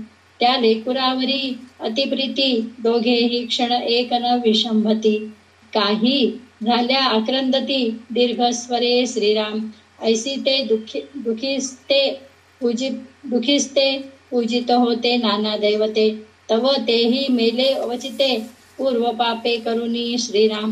तेने बहुत दुःख झाले, घरी आरंधे पडिले, म्हणती आम्हास का ठेविले, देव वांज करुणी श्रीराम. आम्हास द्रव्य काय करावे, ते जावे परी अपत्य व्हावे, अपत्या लागी त्यजावे, लागेल सर्व श्रीराम. वांजपण संतीसे गेले, ते मरत वांज नाव पडिले, ते न फिटे काही केले, तेने दुःखे आक्रंदती श्रीराम. आमुची वेली का खुंटली, हा हा देवा वृत्ती बुडाली, कुळस्वामिनी का क्षोभली, विझाला कुळदीप श्रीराम. तुमची घेते. तर आता लेकुरांचे घे आता लेकुरांचे मुख देखेना, तरी आनंदे राडी चालेना, आणि गळही टोचीना, कुळस्वामिनी पाशी श्रीराम. आई भूता करीन तुझा, नाव ठेवीन केरपुंजा, वेसणी घालीन माझा, मनोरथ पूर्वी श्रीराम. बहुत देवास नवस केले, बहुत गोसावी धुंडिले, गट गटा गिळिले, सगळे विंचू श्रीराम. केले संबंधाचे सायास, राहणे घातले बहुवस, केळे नारी केळे ब्राह्मणास, अमृताने दिधली श्रीराम. केली नाना कवटाळे, पुत्र लव्हे केली ढाले, तरी अदृष्ट फिरले, पुत्र नाही श्रीराम. वृक्षाखाले जाऊन नाहती, फळती झाडे करपती, ऐसे नाना दोष करीती, पुत्र लोभा कारणे श्रीराम. सोडून सकळ वैभव त्यांचा वार या वेधला जीव. तव तो पावला खंडेराव आणि कुळस्वामिनी श्रीराम. आता मनोरथ पूर्ती स्त्री पुरुषे आनंदती. सावध होऊन श्रोती पुढे अवधान ह्यावे श्रीराम. इति श्रीदासबोधे गुरु शिष्य संवादे स्वगुण परीक्षा नाम समास तृतीय. श्रीराम श्रीराम समर्थ श्रीराम. तर आता दुसरं लग्न केल्यानंतर तो स्त्री सुख बायकोकडून मिळत नाही म्हणून बाहेर जातो आणि बाहेरच्या ह्याच्याने त्याला रोगराई उत्पन्न होतात. रोगराई उत्पन्न होतात म्हणजे काही बाहेरचे आजार असतात, म्हणजे त्वचाचे आजार असतात, काही शरीराच्या आतले असतात, काही लोकांना जुलाब होत असतात, अशा सगळ्या गोष्टी होत असतात. म्हणजे त्या घाणीमध्येच तो लोळत असतो, इतकी परिस्थिती त्याची घाण होऊन जाते. पण त्याच्यातून सुद्धा वैद्य उपचार करून, काही लोक म्हणतात हा मरत नाही ना जिवंत राहत नाहीये, अशा परिस्थितीमध्ये असतो तो. पण कसं तरी कसा बसा होऊन तो वाचतो. शेवटी वैद्याकडे जाऊन, डॉक्टरांकडे जाऊन सगळं वाचल्यानंतर मग नवरा बायको दोघंही सुख भोगत असतात आणि संसार व्यवस्थित करत असतात. पण संसार करत असताना सुद्धा मूल बाळ होत नाही, या गोष्टीचं त्यांना दुःख होत असतं. तर त्या दुःखामध्ये ते इतके नवस बोलतात की विचारू नका. मी हे करतो, मी ते करतो. एका गावी मी असं ऐकले की पहिला मूल झालं की आम्ही तुला देवाच्या द्वारी बली देतो, इथपर्यंत नवस करतात. असे नवस पण ते बोललेले असतात. म्हणजे काय माणसाची बुद्धी कशी आहे ह्या सगळ्या गोष्टीचं वर्णन ह्या समासामध्ये दिलेले. तर त्याच्यामध्ये त्यांनी काय सांगितलेले आहेत की विंचू सुद्धा गिळून टाकते. म्हणजे एवढं त्यांची तयारी असते की मला कुठल्याही परिस्थितीमध्ये मूल व्हायला पाहिजे आणि ते मूल झालं तरच आमचा वंश चालतं आणि त्यातलं त्यात मुलगाच व्हायला पाहिजे. तर आमच्या ओळखीच्यांच्या गावामध्ये, बळ्ळारीच्या गावामध्ये एक छोटंसं गाव आहे. तर त्या गावामध्ये म्हणे मुलगी बाळंतीण झाल्यानंतर जे बाळ जन्मतं त्याचं नाळ पडतं की नाही, जर मुलगा झाला तर त्या मुलाचं नाळ आम्हाला द्या म्हणून ज्या स्त्रियांना मुलं होत नाहीत ते येऊन विचारतात म्हणे आणि ती नाळ गिळतात म्हणे, औषधाची गोळी घेतल्यासारखं. ते गिळल्यानंतर त्यांना मूल होतं म्हणे. तर काही लोक चोरून नेतात म्हणे, मुलाचं नाळ जे असतं उपटून चोरून नेतात म्हणे. म्हणजे अशी परिस्थिती आजही आहे या आपल्या ह्याच्यामध्ये, हिंदू धर्मामध्ये म्हणून म्हणल्यापेक्षा आजही काही मागासलेले लोक आहेत. अशा गोष्टीचा विचार करून किती त्या बाळाला त्रास होत असेल. नाळ ओढून घेऊन जाणं, स्वतःहून पडणं वेगळं असतं की नाही, पण ते पडायच्या आधीच त्या बेंबीतून काढून घेणं किंवा कात्रीने कापून घेणं असं काही करून निघून जातात म्हणे. तर ते अशा प्रकारचे नवस करतात. आणि पहिल्या काळामध्ये तुम्ही विचार करा, बंड्या, खंड्या असे नावं राहत होते. कारण काय, म्हणजे दगडासारखं जगू दे. बंड्या म्हणजे दगड, अरे दगड्या. कारण दगड कसं असतं, पाऊस पडू दे, ऊन येऊ दे, थंडी येऊ दे, त्याला काही फरक पडत नाही. तर बाळ सुद्धा तसंच राहू दे, कितीही बाहेरचे दोष त्याला लागले तरी त्याला, त्या बाळाला काही होऊ नये म्हणून त्या बाळाचं नाव दगड्या, धोंड्या असे नावं ठेवायचे. म्हणजे त्याच्यासाठी ते बाळ राहतं म्हणून. म्हणजे हे अशा गोष्टीचं सगळं विचार करून त्या काळामध्ये बाळाला असं हे सगळं करत होते. मग तेवढं सगळं केल्यानंतर सुद्धा ते मूल वाचत नाही एकदा. मग ते मूल वाचत नाही तर त्याचं पण त्यांना खूप दुःख होतं. तर देवाला ते म्हणतात की आम्ही किती पाप केलो असेल म्हणून आम्हाला पहिले वांझ होतं म्हणून इतके नवस वगैरे करून मूल झालंय, पण मूल झाल्यानंतर सुद्धा त्याला काही रोगराई झाल्यामुळे ते मूल गेलं. तर त्या दुःखामध्ये ते अजून हे होत राहतात.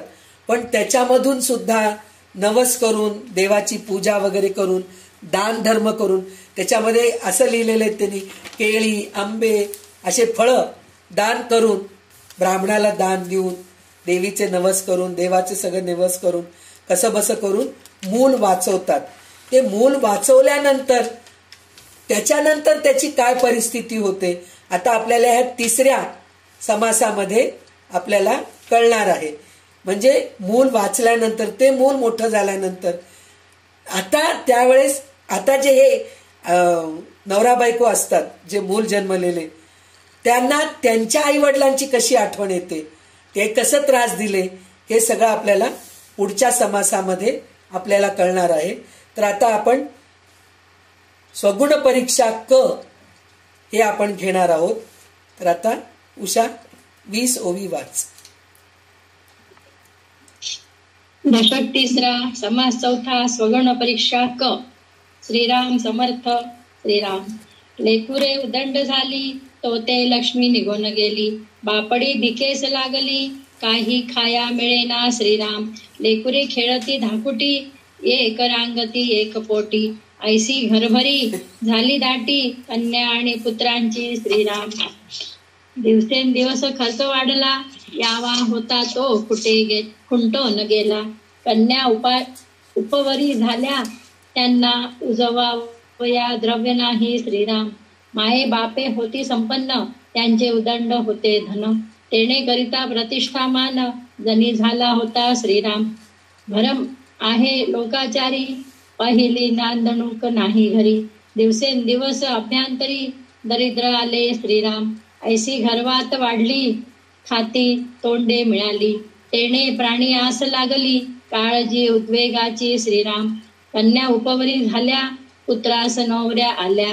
आणा उजवण केल्या पाहिजेत की. श्रीराम. जरी मुले तैसीच राहिली, तरी पुन्हा लोकलाज आली झाली. म्हणती कासया व्याली, जन्म दारिद्र्ये. श्रीराम. ऐसी लोकलाज होईल, वडिलांचे नाव जाईल. आता ऋण कोण देईल, लग्नापुरते. श्रीराम. मागे ऋण ज्याचे घेतले, त्याचे परतोन नाही दिले. ऐसे आभाळ कोसळले उद्वेगाचे. श्रीराम. आपण खातो अन्नासी, अन्न खाते आपणासी. सर्व काळ मानसी, चिंतातुर. श्रीराम. पती अवघीच मोडली, वस्त भाव गहाण पडली. आहा देवा वेळ आली, आता दिवाळाची. श्रीराम. काही केल्या ताडा मोडा, विकिला घरीचा पाडा रेडा. काही पैका रोकडा, काळांतरे काढिला. श्रीराम. ऐसे ऋण घेतले, लौकिक दंभ केले. सकळ म्हणती नाव राखिले, वडिलांचे. श्रीराम. ऐसे ऋण उद्दंड झाले, ऋणा इति वेढून घेतले. मग प्रयाण आरंभिले, विदेशाप्रती. श्रीराम. दोन्ही वरुषे बुडी मारिली, नीच सेवा अंगीकारिली. शरीरे आपदा भोगिली, अतिशयेशी. श्रीराम. काही मिळविन विदेशी, जीव लागला मनुष्यापासी. मग पुसोनिया स्वामीसी, मुरडता झाला. श्रीराम. तव ते अत्यंत पिडावली, वाट पाहत बैसली. म्हणती दिवसगती का लागली, काय करणे देवा. श्रीराम. आता आम्ही काय खावे, किती उपवासी मरावे. ऐसी याचे संगतीस देवे, का अप्पा घातले आम्हा. श्रीराम. ऐसे आपुले सुख पाहती, परी त्याचे दुःख नेणती. आणि शक्ती गेली अंती, कोणीच कामा न येती. श्रीराम. तर ते सांगितलं ना. आता मूल झालं, मूल झाल्यानंतर सुद्धा एक मूल झालं नाही, एक कड्यावर ते, एक रांगत आहे, पुन्हा एक पोटात आहे. असं करत करत 10-12 मुलांना जन्म द्यायचे. मग 10-12 मुलांचं जन्म दिलं संपलं असं नाही ना. त्यांना खाऊ पिऊ घालावं लागतं, त्यांच्यासाठी पैसा अडका लागतं. तर आई वडिलांचं जरी खूप पैसे आहे, खूप श्रीमंती होती आपल्या आई वडिलांजवळ, पण ते किती दिवस पुरणार आहे, पुरत नाही ना. मग ते सगळे पैसे संपून जातात, मग सगळे दरिद्रीला हे होतात.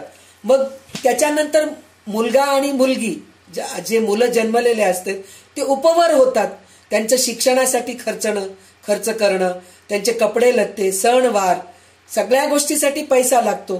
तर असलेला सगळा पैसा संपून जातो. ते संपून गेल्यानंतर मुलं उपवर झाल्यानंतर त्यांचं लग्न करायचे. मुलीचं लग्न करायचंय तर हुंडा द्यायचे, नवरीला घरामध्ये आणायचंय म्हणजे सुनेला जरी घरात आणायचंय तर घरात सगळं व्यवस्था पाहिजे ना. तर ह्यासाठी पैसा पाहिजे. तर पैसा नाहीये तर मग काय करायचं, कर्ज घ्यायचं. कर्ज घ्यायचं म्हणून म्हणलं तर पहिले जो कर्ज दिलेला असतो तो कर्ज हेच करत नाही, पुन्हा द्यायची तयारी नसती. मग त्यावेळेस काय करायचं, घरी असलेले सोने नाणे भांडे कुंडे, त्या काळामध्ये मोठे मोठे भांडे राहायचे, पितळ्याचे तांब्याचे भांडे, हे सगळं गहाण ठेवायचं.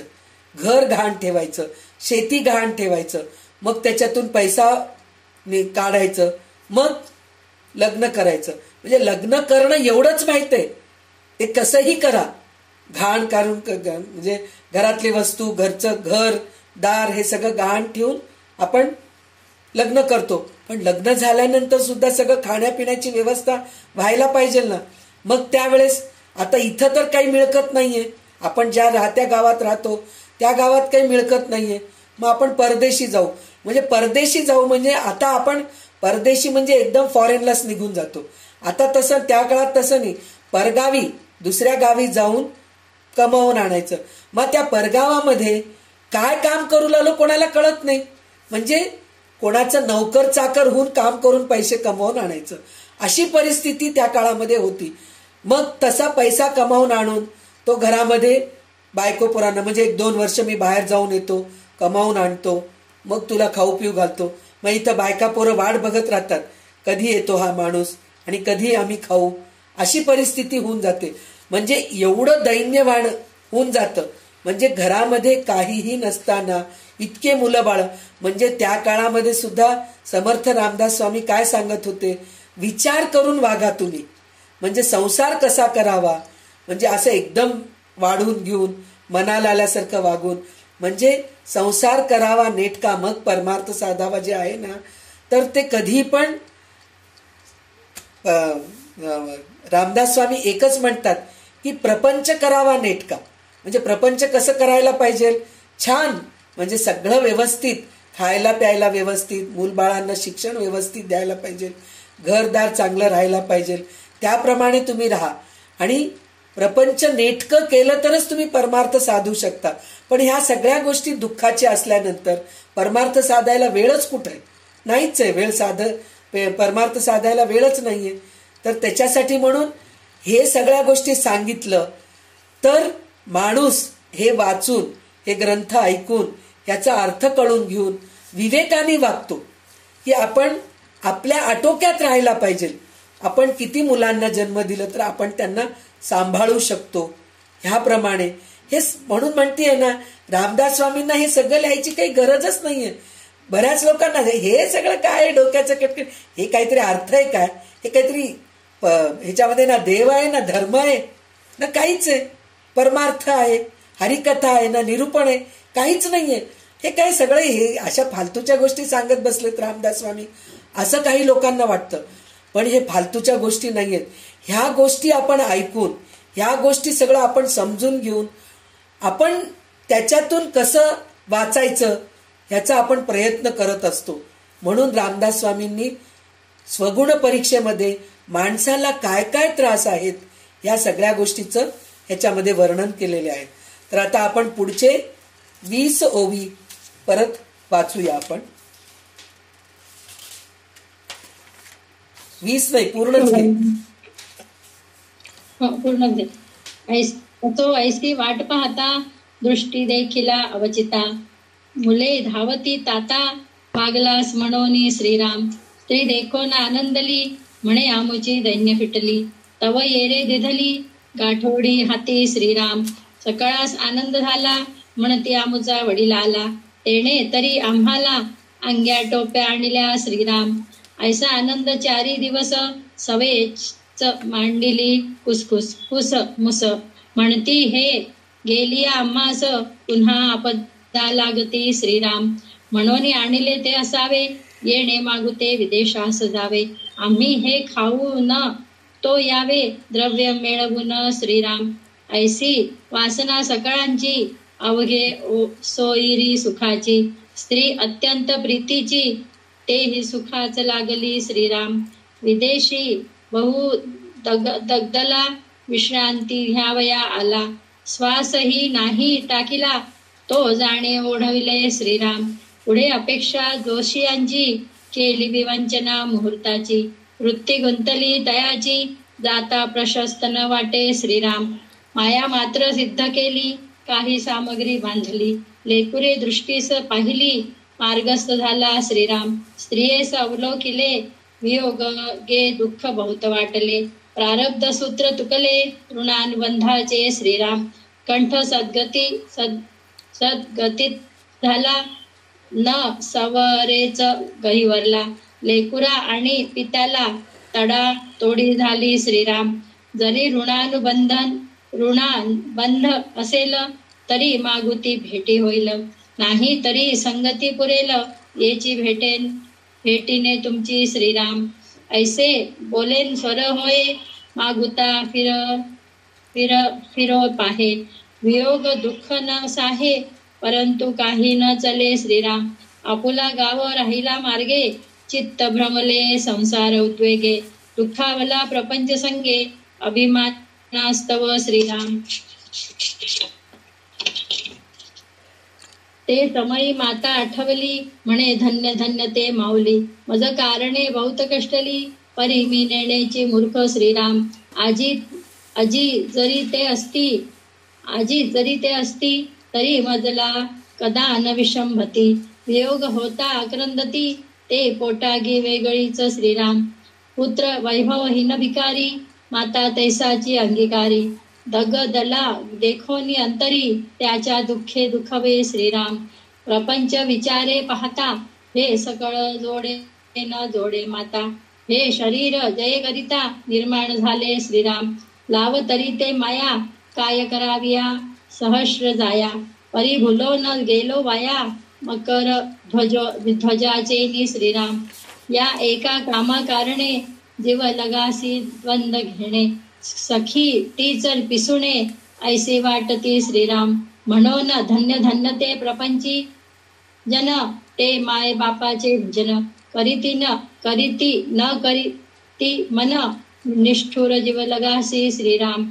संगती स्त्री बाळकाची आहे साठी जन्माची.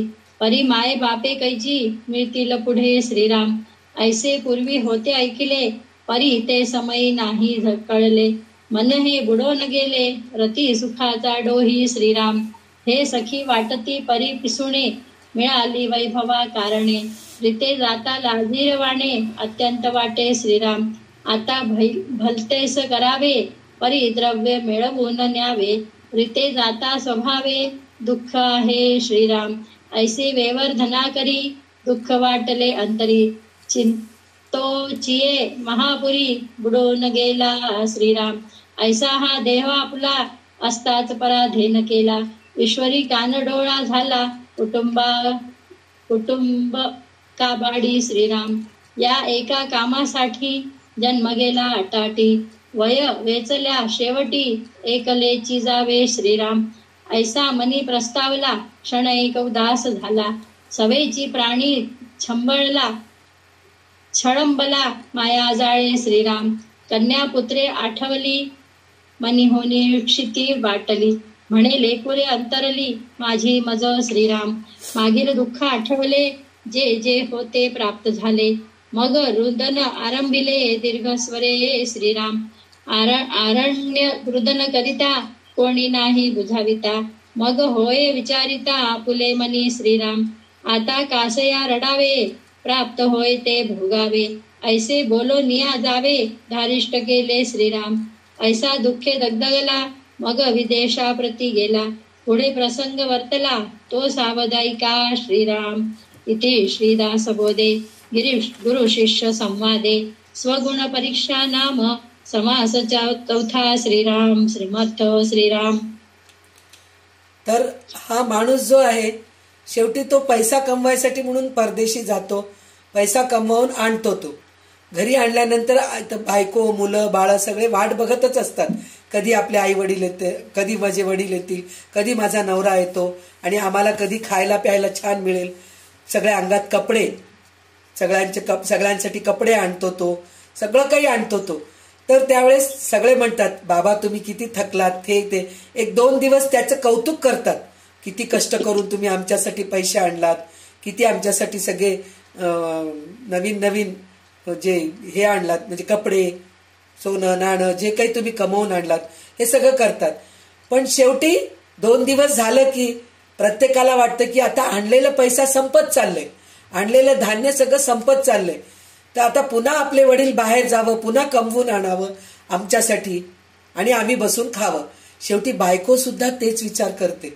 बायको पण म्हणते, आता ती नवऱ्याकडे लक्ष देत नाही, मुलाबाळांकडेच लक्ष देत असते. ती म्हणते मुलांना काही कमी पडतंय का, मुलांना काही द्यायचंय का, मुलांच्या बद्दलच विचार करत असते. म्हणजे त्या माणसाला असं वाटतं की काय माझी अवस्था होऊन गेली, एवढं मी मुलांना जन्म दिलो, एवढं सगळं केलो, एवढं कमावून आणलो, पण शेवटी प्रत्येक जण बाबा परत तुम्ही कधी जाणार आहेत हेच विचारतात. म्हणजे काय, पुन्हा माझ्यासाठी तुम्ही काय कमावून आणणार आहेत हेच विचार करतात. मग त्यावेळेस त्याला बायकोला बघून त्याच्या आईची आठवण येते. त्यावेळेस म्हणतो की माझी आई असली असती तर माझा मुलगा किती कष्ट करून आलाय बाबा, ये रे बाबा म्हणून जेव घातली असती, आता जाऊ नकोस रे मला सोडून, माझ्याकडेच राहा रे म्हणून म्हणली असती. तर त्यावेळेस त्याला पश्चाताप होतो की मी माझ्या आई वडिलांशी कसा वागलो, किती माझ्याकडून चुक्या झालेत. शेवटी बाकी सगळे स्वार्थी असतात. आपले आई वडील जे असतात तेच प्रेमळ, म्हणजे प्रेम करून आपल्या मुलांना जवळ करतात. हे त्याला केव्हा कळतं, स्वतःला मूल झाल्यानंतर कळतं. तेव्हापर्यंत त्याला कळत नाही. म्हणजे आपण सुद्धा आपल्या मुलींना कसं म्हणतो, आणि आपण जेव्हा लग्न होतं, आपल्याला मूळ बाळ झालेलं असतं, त्यावेळेस आपल्याला वाटतं खरंच आपली आई किती कष्ट केली असेल ना आपल्यासाठी म्हणून.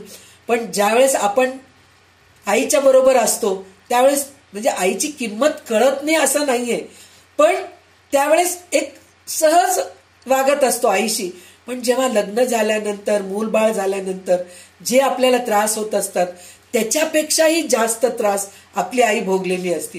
कारण त्या काळामध्ये तेवढे सुखाचे उपभोगायचे वस्तू नव्हते, तर तितकी ती कष्ट करायची आपल्यासाठी. आता आपल्या मुलांना आपण स्नॅक्स आणून देतो, चला चिप्स आणून घ्या रे, बाहेर चकली विकत मिळते आणून घ्या रे.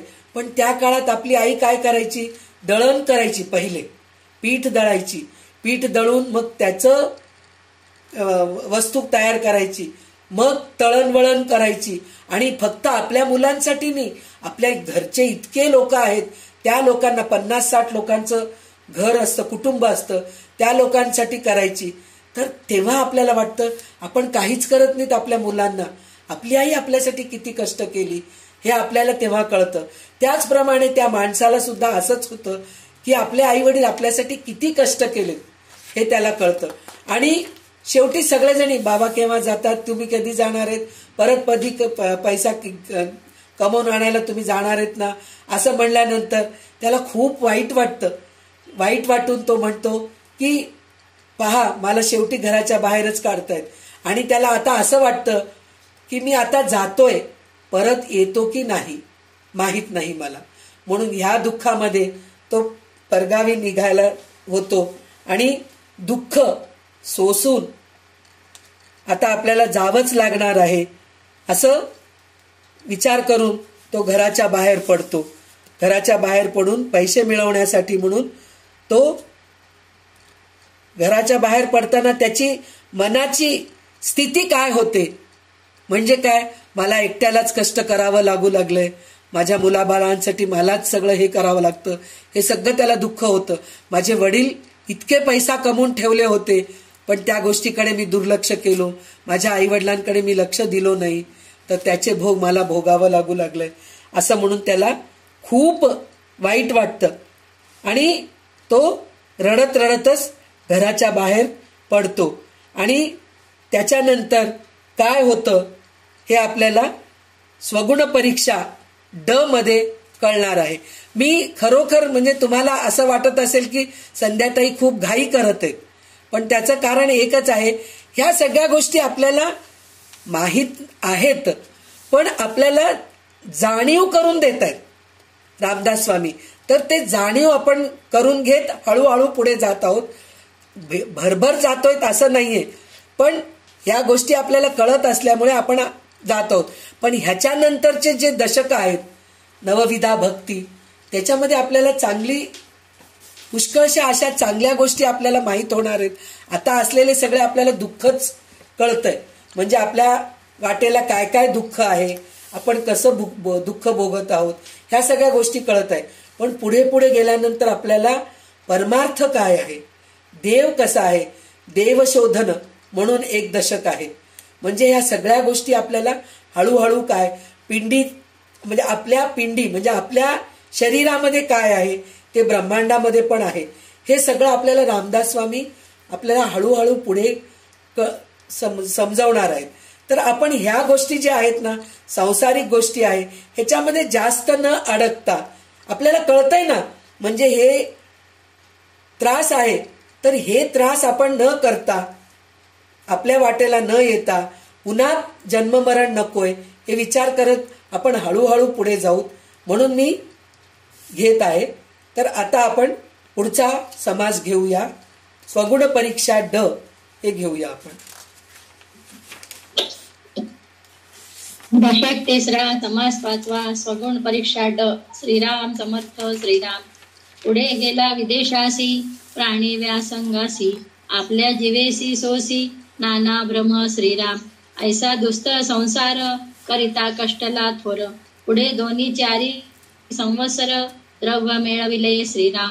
सवेची आला देशासी तो आवर्षण पडिले देसी तेणे गुणे मनुष्यासी बहुत कष्ट झाले श्रीराम. एकांच्या बैसल्या अमृत कळा एकास चंद्री लागली डोळा एके कापती चळचळा दैन्यवाणी श्रीराम. एके दिन रूप वैसली एके सुजली एके मेली ऐसी कन्या पुत्रे देखिली अकस्मात डोळा श्रीराम. तेने बहुत दुःखी झाला देखोनिया उभड झाला प्राणी आक्रंदो लागला दैन्यवाणा श्रीराम. तवती अवधी सावध झाली म्हणती बाबा बाबा जेऊ घाली अन्ना लागी भिडकली धडा घालती श्रीराम. गाठोडे सोडून पाहती हाता पडिले त्याची खाती काही तोंडी काही हाती प्राण जाती निघोनी श्रीराम. तातडी जेऊ घाली तो ते जेविता काही मेली काही होती धांदावली तेही मेली अजीर्णे श्रीराम. ऐसे बहुतेक एके मेली एक दोन मुले उरली तेही दैन्यवाणी झाली आपले माते वाचुनी श्रीराम. ऐसे आवर्षण झाले तेणे घरची बुडाले पुढे देसी सुभिक्ष झाले अतिशयसी श्रीराम. लेकुरा नाही वाढविते अन्न करावे लागे अपुले नहाते बहु त्रास घेतिला चित्ते स्वयंपाकाचा श्रीराम. लोकी भरीस घातले पुन्हा मागुते लग्न केले द्रव्य होत ते वेचिले लग्नाकारणे श्रीराम. पुन्हा विदेशासी गेला द्रव्य मिळवून आला तव घरी गळ हो लागला सावत्र पुत्रासी श्रीराम. स्त्री झाली नहाती धुटी पुत्र देखो न सकती व्रताराची गेली शक्ती वृद्ध झाला श्रीराम. सदा भांडण पुत्राचे कोणी या नायकती कोणाचे वनिता अति प्रीतीचे प्रीती मात्र श्रीराम. कित बैसला मना एक ठाई पडेना म्हणून या 5 जणा मेळविणे श्रीराम. 5 जण वाटे करीती तो ते पुत्र नायकती निवाडा नव्हेची अंती भांडण लागले श्रीराम. बाप लेका भांडण झाले लेकी बापास मारिले तव ते मातेने घेतले शंखतीर्थ श्रीराम. ऐकोनी मिळाले लोक उभे पाहती कौतुक म्हणती बापास लेक कामा आले श्रीराम. ज्या कारणे केले नवस ज्या कारणे केले सायास ते पुत्र पितियास मारिती पहा श्रीराम. ऐसी आली पापकळी आश्चर्य मानिले सकळी उभे तोडिती कळी नगर लोक श्रीराम. पुढे बघून 5 जण वाटे केले तत्समान बाप लेकाचे भांडण तोडिले तेही श्रीराम. बापास वेगळे घातले कोंपट बांधून दिधले मन कांतेचे लागले स्वार्थ बुद्धी श्रीराम. कांता तरुण पुरुष वृद्ध दोघास पडिला संबंध खेद सांडून आनंद मानिला तेही श्रीराम. स्त्री सापडली सुंदर गुणवंत आणि चतुर, म्हणे माझे भाग्य थोर वृद्धपणी श्रीराम. ऐसा आनंद मानिला, दुःख सर्वही विसरला. तव तो गलबला झाला, परचक्र आले श्रीराम. अकस्मात धाडी आली, कांता बंदी धरून नेली. वस्त भावही गेली, राणी यांची श्रीराम. तेणे दुःख झाले भारी, दीर्घ स्वरे रुदन करी. आम्हानी आठवे सुंदरी, गुणवंत श्रीराम. तव तिची वार्ता आली, तुमची कांता भ्रष्टली. ऐकून या अंग भाली, पृथ्वीवरी श्रीराम. थांब उषा थांब. तर आपण आता 30 ओवी घेतलेल्या आहोत, कारण ह्या समासामध्ये 56 ओवी आहेत. तर अर्ध घेतल्याप्रमाणे आपण घेतलेले आहोत. तर ह्याच्यामध्ये त्यांनी काय सांगितलं की दुसऱ्यांदा तो परदेशी जातो, जाऊन पैसा कमावतो. पैसा कमवून तो परत स्वदेशी येतो. स्वदेशी येऊन स्वगावी येतो. गावी आल्यानंतर बघतो तर घरची परिस्थिती इतकी वाईट झालेली असते की कारण पैसाच नाहीये तिथं. मग ते पैसा नसल्यामुळे खायला प्यायला काही नाही, अन्न वस्त्र नाहीये घरामध्ये, अशी परिस्थिती. आणि दुष्काळही पडलेला असतो गावामध्ये. म्हणजे त्या काळाची परिस्थिती ह्याच्यामध्ये लिहून ठेवलेलं आहे. तर त्या काळामध्ये अशा सगळ्या गोष्टी व्हायचे. तर ती दुष्काळ पडल्यामुळे घरचे सगळे आजारी पडलेले असतात. घरचे आजारी पडलेले असल्यामुळे काही तर गेलेलेच असतात. मुलं गेलेली असतात, बायको पण गेलेली असती. काही उरलेले मुलं असतात.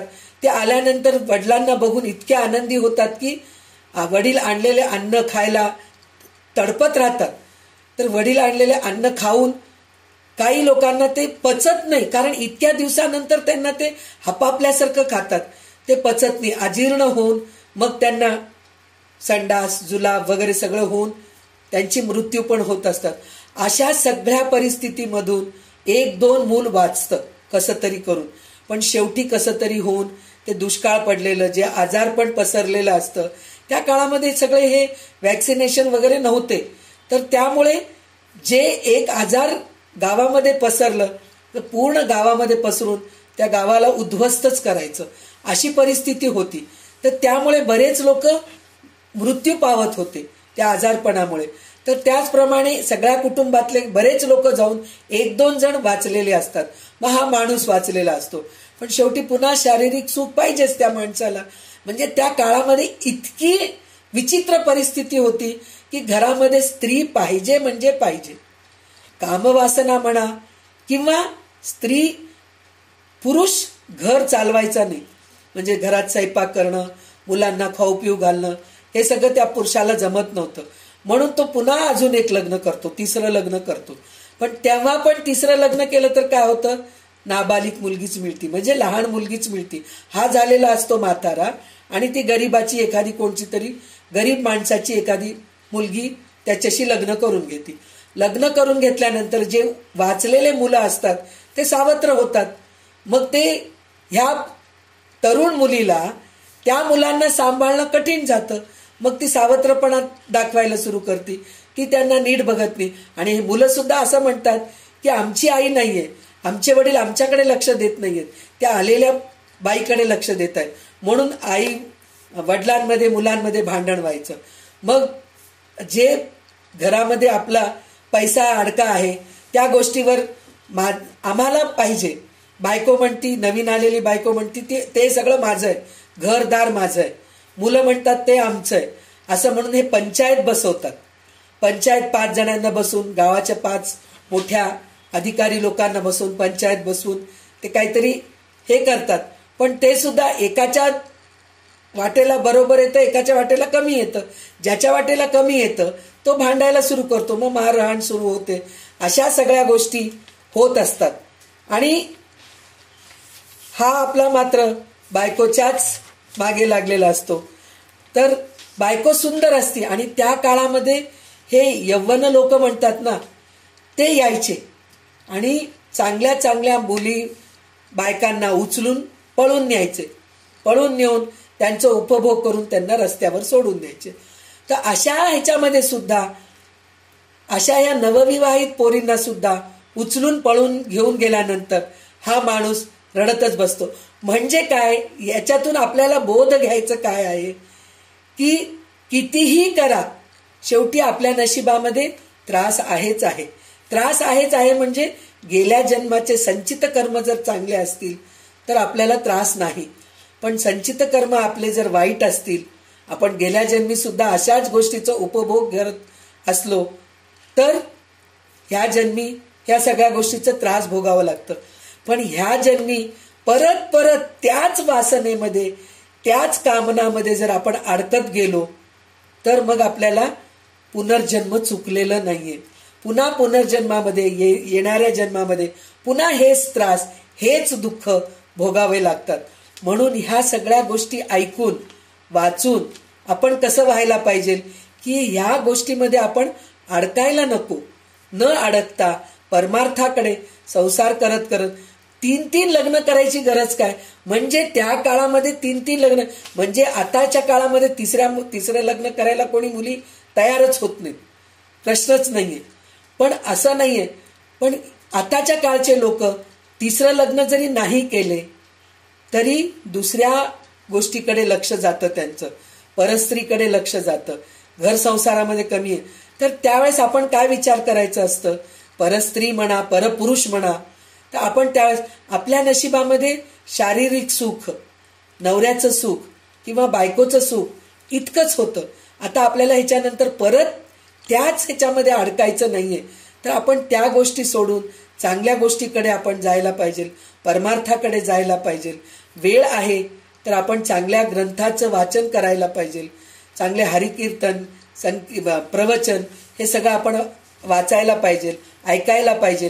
ह्या गोष्टीचं आपण ज्ञान घेऊन संसाराकडे दुर्लक्ष करत करत जर समजा दुसरं लग्न केलं, तिसरं लग्न केलं तर आपल्या मुलांना काय त्रास होईल या गोष्टीचा आपण विचार न करता जर वागलो तर पुन्हा आपल्याला जन्म चुकलं नाहीये. तर आपल्याला पुनरपि जननम पुनरपि मरणम नको म्हणून आपण काय करायचं हे सगळं आपल्याला कळण्यासाठी म्हणूनच रामदास स्वामींनी ह्या सगळ्या दुःखांचं विस्तारपणे आपल्याला समजून सांगत आहेत. तर आपण 30 ओवींमध्ये हेच ऐकलो की तिसरं लग्न केल्यानंतर मूलबाळ झाल्यानंतर कसं काय परिस्थिती आपली असती, मुलांसाठी किती आपल्याला शिक्षण देण्यासाठी कमवावं लागतं. आता आपण सुद्धा आजकालच्या परिस्थितीमध्ये, त्या काळामध्ये कसं होतं, खाण्यापिण्याचे वांदे होते. आता खाण्यापिण्याला काहीच कमी नाहीये, पाहिजे तेव्हा एका क्षणामध्ये आपण ऑर्डर करून स्विगी, झोमॅटो या सगळ्या गोष्टींनी आपण मागून खाऊ पिऊ शकतो. पण आजकाल ह्या लक्झुरी ज्या गोष्टी आहेत, कार म्हणा, AC म्हणा, घर म्हणा, एक घर पुरत नाही, 4-4 घर पाहिजे, एक कार पुरत नाही, मला एक कार पाहिजे, माझ्या बायकोला एक कार पाहिजे, माझ्या मुलांना एक कार पाहिजे, असं ह्या सगळ्या गोष्टीसाठी म्हणून दिवस रात्र झटत राहतात. म्हणजे कंबर वाकून जाती. रात्रीचे ड्युटी म्हणजे नाईट ड्युटी असती त्यांची. पोरी सुद्धा नाही हो, आजकाल तसं चालतच नाही. एक जण कमावून चालत नाही, दोघांना कमवावंच लागतं. असं म्हणून 2 जणी कमवून संसाराकडे लक्षच नाही. जे घर घेतात ना, म्हणजे त्या काळचे त्रास वेगळे, ह्या काळचे त्रास वेगळे. म्हणजे शरीर सुखासाठी, इंद्रिय सुखासाठी म्हणून आपण किती धडपड करतो. म्हणजे ह्याच्यामध्ये एक असं लिहिलेलं आहे, इतकं आपण धडपड करतो, धड पडेपर्यंत धडपड करतो आपण. म्हणजे आपलं धड म्हणजे आपलं शरीर, म्हणजे आपलं धड पडेपर्यंत आपण बघा हो. आजकाल सगळ्या लोकांना BP शुगर, लहान पोरांनाच BP शुगर का येत आहे, म्हणजे नसलेले टेन्शन डोक्यामध्ये घेत आहेत. म्हणजे मोठे मोठे घरं घेतात, घरं घेतल्यानंतर त्यांचे EMI, आईवडिलांजवळ कोणाजवळ, फार क्वचित लोकांकडे असं आहे की पैसा भरपूर आहे, ते 2-2, 3-3 घरं घेऊ शकतात. पण त्यांच्या कॉम्पिटिशन मध्ये जाऊन आपण सुद्धा, नाही मला पण एक बायकोच्या नावाने घर पाहिजे, माझ्या नावाने एक घर पाहिजे, म्हणून 2-2 घर घेण्यासाठी म्हणून EMI घेतो. EMI घेऊन घर घेतो. घर घेतल्यानंतर काय होतं आपलं परिस्थिती, त्या घरामध्ये राहणारे कोणी राहत नाहीत. दिवस रात्र बाहेरच नोकरीला जातो, त्या घराला कुलूपच राहतं. फक्त घरामध्ये फर्निचर सगळे चांगले असतात. आणि बरं आठवड्यातून शनिवार रविवार आपल्याला सुट्टी मिळते, त्या दिवशी घरचं सुख घेतात का, नाही, चला बाहेर हॉटेलिंग करूत, फिरायला जाऊत, असंच आहे. मग ते घर घ्यायचं कशासाठी? म्हणजे हे जे विवेक नाहीये माणसांमध्ये, की असं असं म्हणून तुम्ही म्हणत असताल संध्याताई मागासलेले आहेत, ह्या सगळ्या गोष्टी करू नको म्हणून म्हणतायत. मी असं म्हणत नाही ह्या गोष्टी करू नका, पण विवेक वापरा. आपल्या बजेटमध्ये काय येतं त्याच्यामध्ये आपण राहायचा प्रयत्न करायचं. नाही आपण सगळ्या श्रीमंती थाटामध्ये जायचं, सगळ्या गोष्टी लोनवर घ्यायचं, मग नंतर मग त्या गोष्टीचं मग शेवटी काय होतं, हे लोन फेडू शकत नाही, नोकरी निघून. आजकालचे कसे आहेत नोकरीची परिस्थिती, आता आहे क्षणामध्ये सांगून टाकतात की तुझी नोकरी गेली, तू निघून जा घरात ऑफिसमधून, अशी परिस्थिती आहे. मग त्यावेळेस काय होतं, घर सांभाळू शकत नाही, घरचं लोन फेडू शकत नाही, मग दोघं नवरा बायको गळ्याला फास घालतात आणि आत्महत्या करून घेतात. म्हणजे त्या काळाची परिस्थिती वेगळी होती, ह्या काळची म्हणजे आहे त्रास तेच आहेत, फक्त परिस्थिती वेगळी होती. त्या काळात अन्नधान्यालाच कमी होतं, कपडा लत्त्यालाच कमी होतं. आता शान शौकला पैसे जास्त जात आहेत. तर ह्या गोष्टीचं विवेक वापरून जगायला पाहिजे. म्हणून रामदास स्वामी आपल्याला ह्या सगळ्या गोष्टी नीट व्यवस्थित समजून सांगत आहेत. आपण आता हे ग्रंथ वाचल्यानंतर काही जणांना असं वाटतं आता ह्या सगळ्या गोष्टी होऊ लागलेत काय, कोण करतंय तिसरं लग्न करत, आणि खायला प्यायला काय कमी आहे, चांगलं कमावू लागलो मी, चांगलं खातोय पितोय, आत्ता मी स्विगीला ऑर्डर केलं तर मिळतंय, बाजूलाच हॉटेल आहे, हो गेलं की जाऊन चांगलं आणून घेतो, आम्ही खाऊन घेतो, आम्हाला काही कमी नाहीये. कपड्याला तर कमीच नाही, अलमारी उघडलं की सगळं अंगावरच पडणार आहेत, चपलांना तर कमीच नाहीये. बाहेर आपल्या बाल्कनीमध्ये किंवा कॉरिडोरमध्ये चप्पलचं स्टँडमध्ये 100-200 जोडे असतात आपले. म्हणजे अशी परिस्थिती आहे, मला काय कमी आहे. पण ह्या मुलाला, ह्या पोरांना हे कळत नाहीये की ह्या ग्रंथामधून त्या काळचा विचार करू नका, ह्या काळामध्ये काय चाललंय ह्या गोष्टीचा विवेक करा.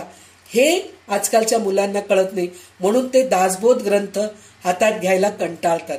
कारण काहीतरी लिहून ठेवलेत रामदास स्वामी, काय त्या काळचं आम्हाला काय करायचंय असं म्हणून विचार करतात. पण त्याला आणि ह्याला कम्पेअर करून बघितलं तर त्रास एकच आहे, परिस्थिती बदललेली आहे, बाकी काहीही नाहीये, परिस्थितीच बदललेली आहे, त्रास मात्र एकच आहे. तर त्याच्यासाठी म्हणून आपल्याला ह्या ग्रंथाचा अभ्यास हळूहळू करत पुढे जायचंय. तर आता आपण उरलेले जे श्लोक ओवी आहेत त्याचा आपण अभ्यास करूया. सुरू कर. सव्वे अपसव्वे लोळे, जळे पाझरती डोळे, आठविता चित्त पोळे, दुखा नळे श्रीराम. द्रव्य होते मिळविले, तेही लग्नास वेचले, कांतेसीही धरून नेले, दुराचारी श्रीराम. मजही वृद्धाप्य आले, लेकी वेगळे घातले, आहा देवा ओढवले, अदृष्ट माझे श्रीराम. द्रव्य काही कांता नाही, द्रव्य नाही कांता नाही, ठाव नाही शक्ती नाही, देवा मज कोणीच नाही, तुझ वेगळे श्रीराम. पूर्वी देव नाही पूजिला, वैभव देखो न भुलला, सेखी प्राणी प्रस्तावला, वृद्धपणी श्रीराम.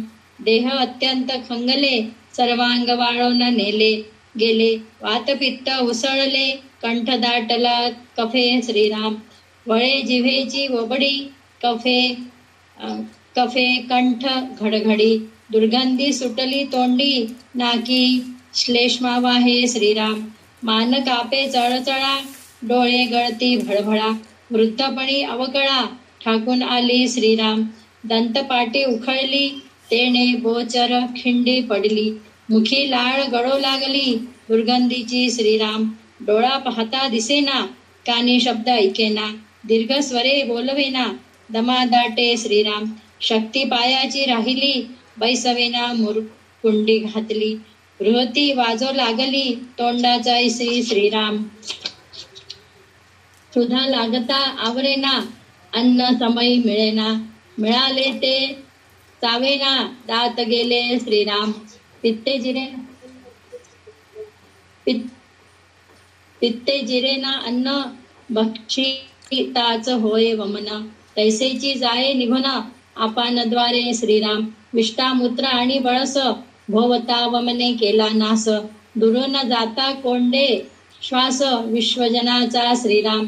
नाना दुःखे नाना व्याधी वृद्धपणे चळे बुद्धी. तरी पुरेना अवधी आयुष्याची श्रीराम. पापण्या भव याचे केश पिकोन झडले निशेष. सर्वांगी लोंबले मास चिरकुटा सारिखे श्रीराम. देह सर्व पारिखे झाले सवंगडे निशेष राहिले. सगळ प्राणी मात्र बोले मरे नाका श्रीराम. जे जन्मुनी पोसली तेची फिरोन पडली. अंती विषम वेळ आली प्राणियासी श्रीराम. गेले तारुण्य गेले बळ गेले संसारीचे सळ. वाताहात झाले सकळ शरीर आणि संपत्ती श्रीराम. जन्मभरी स्वार्थ केला ती तुकाही व्यर्थ गेला. कैसा विषम काळ आला अंतकाळी श्रीराम. सुखा कारणे झुरला सेखी दुखे कष्टी झाला. पुढे मागुता धोका आला यम यातनेचा श्रीराम. जन्म अवघा दुःखमूळ लागती दुःखाचे इंगळ. म्हणोनिया तत्काळ स्वहित करावे श्रीराम. ऐसे वृद्धपण सकाळास आहे दारुण. म्हणोनिया शरण भगवंतास जावे श्रीराम. पुढे वृद्धीस तत्वता गर्भी प्रस्तावा होता. तोची आला मागुता अंतकाळी श्रीराम. म्हणून मागुते जन्मांतर प्राप्त मातेचे उदर. संसार हा अति दुस्तर तोची ठाकून आला श्रीराम. भगवत जना वाचुनी चुके ना हे जन्म योनी. तापत्रयाची जाचणी सांगिजेल पुढे श्रीराम. इति श्रीदास बोधे गुरु शिष्य संवादे स्वगुण परीक्षा नाम समास 5वा. श्रीराम समर्थ श्रीराम.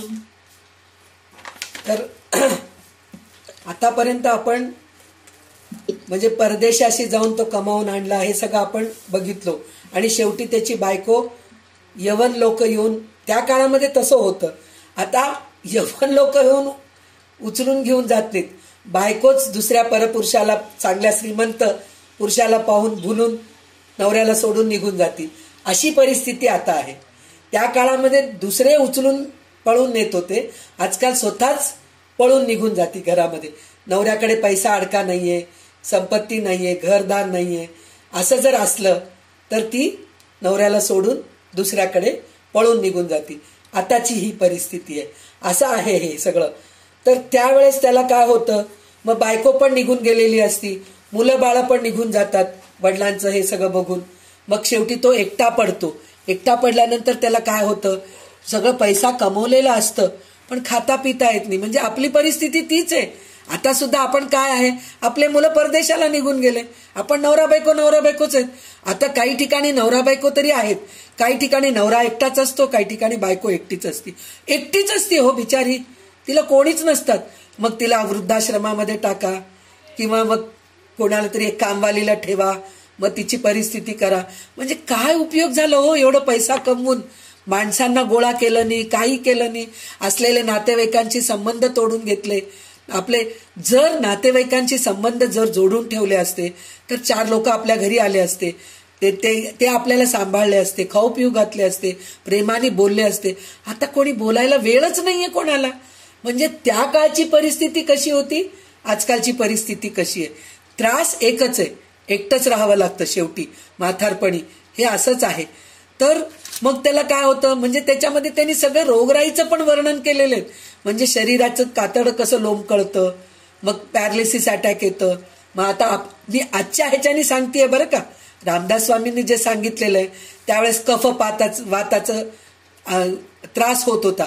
आता कसं आहे, ब्रेन हॅमरेज होतं, पॅरालिसिस अटॅक होतं, अल्झायमर होतं. ह्या सगळ्या गोष्टी कशामुळे होतात हो, आपण जे तरुणपणी जे मस्ती केलेले असतो ना, त्या मस्तीमुळे ह्या सगळ्या गोष्टी होत असतात. तर म्हणून तरुणपणीच हे ग्रंथ वाचायला पाहिजे. त्याचं कारण काय, ह्या सगळ्या गोष्टी आपण चुक्या करत नाहीत.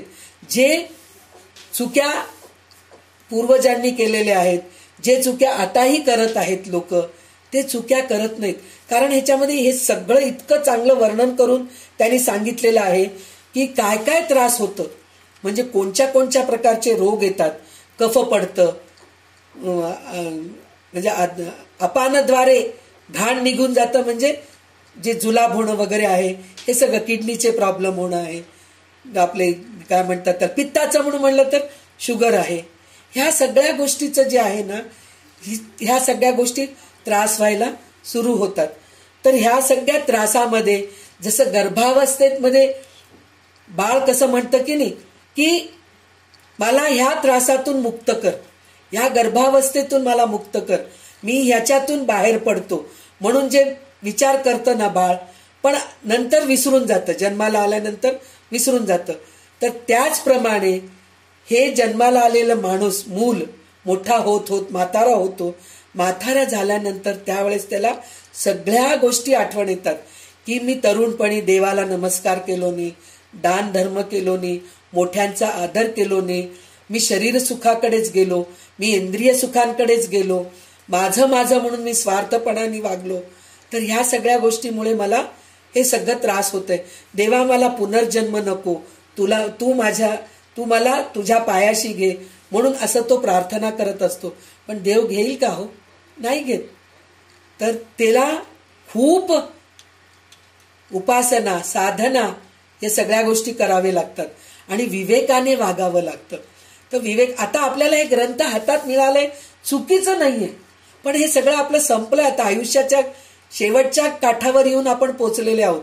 आपणही काही चुक्या केलेल्या आहोत, तर त्या चुक्यातून आपण आता बाहेर नाही पडू शकत.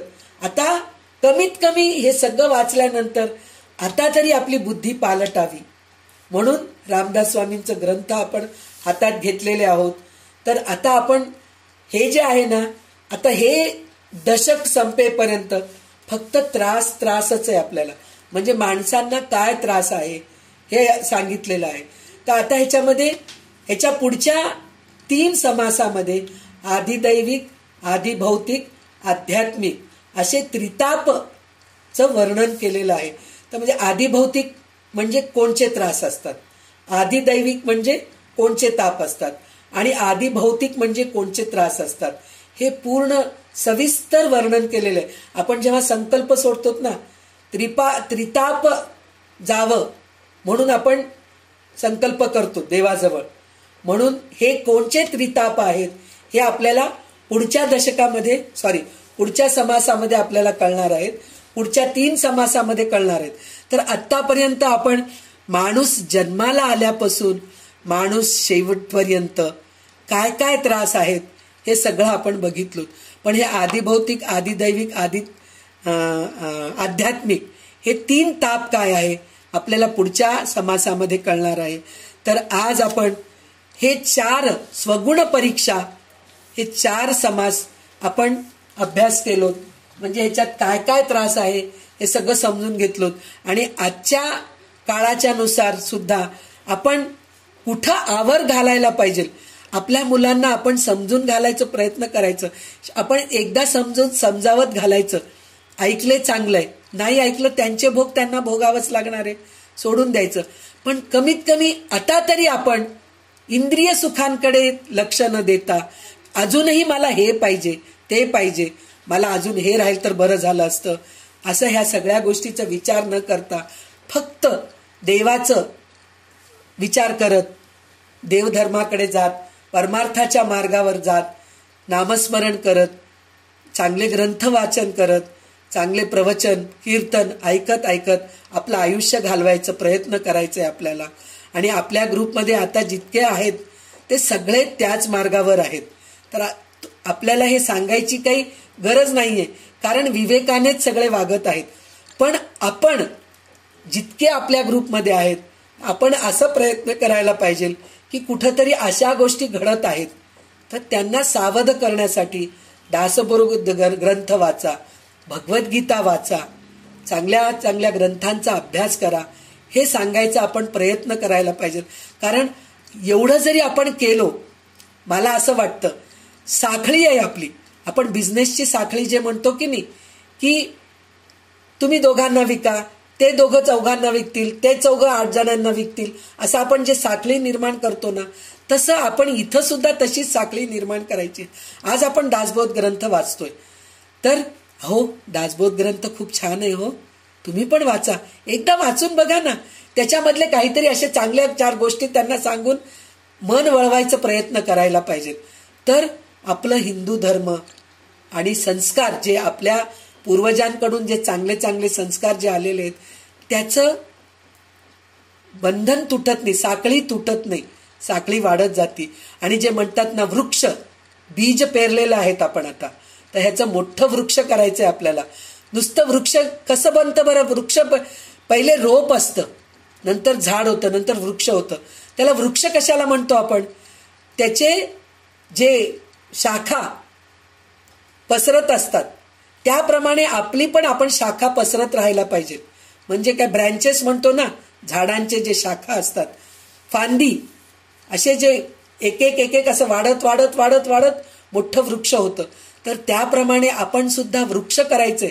ह्या ग्रुप जे आहे ना आपलं, ह्या ग्रुप आता सध्या आपलं रोप आहे, त्याचं झाड बनवायचंय आपल्याला, त्या झाडाचं मोठं वृक्ष बनवायचंय.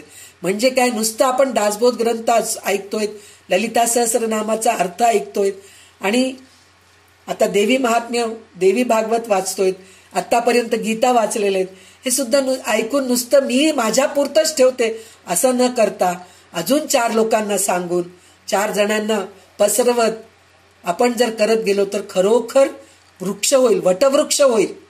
तर त्याचा आपण प्रयत्न करूया. आणि आज जे काही छान सांगितलं गेलं, जे काही तुम्हाला आवडलं, ते सगळं रामदास स्वामींचीच कृपा आहे, दुसरं काही नाहीये. आणि काही असं वाटत असेल की संध्याताई खूप घाईघाईने एकदम 30 ओवी वाचून घेतायत आणि थोडक्यामध्ये संपून टाकतायत, असं जर वाटत असेल तर ते मात्र माझा अभ्यासामध्ये कमी असेल असं समजा. आणि मला अजून चांगला अभ्यास करायचा, अजून चांगलं निरूपण करायचं शक्ती मिळू दे आणि अभ्यास करायची वृत्ती राहू दे म्हणून तुम्ही देवाजवळ प्रार्थना करा. आणि आता उषा देशमुख कल्याणकरी रामराया म्हणल्यानंतर आपण इथेच थांबूया आणि उद्या ललिता सहस्रनामाचं अर्थासाठी वाट बघूया. जय जय रघुवीर समर्थ.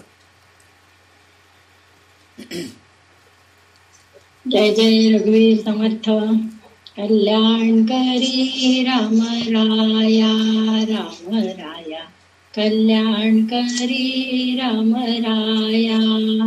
जनहित विवरी, जनहित विवरी, जनहित विवरी कल्याणकरी राम राया, राम राया कल्याणकरी राम राया.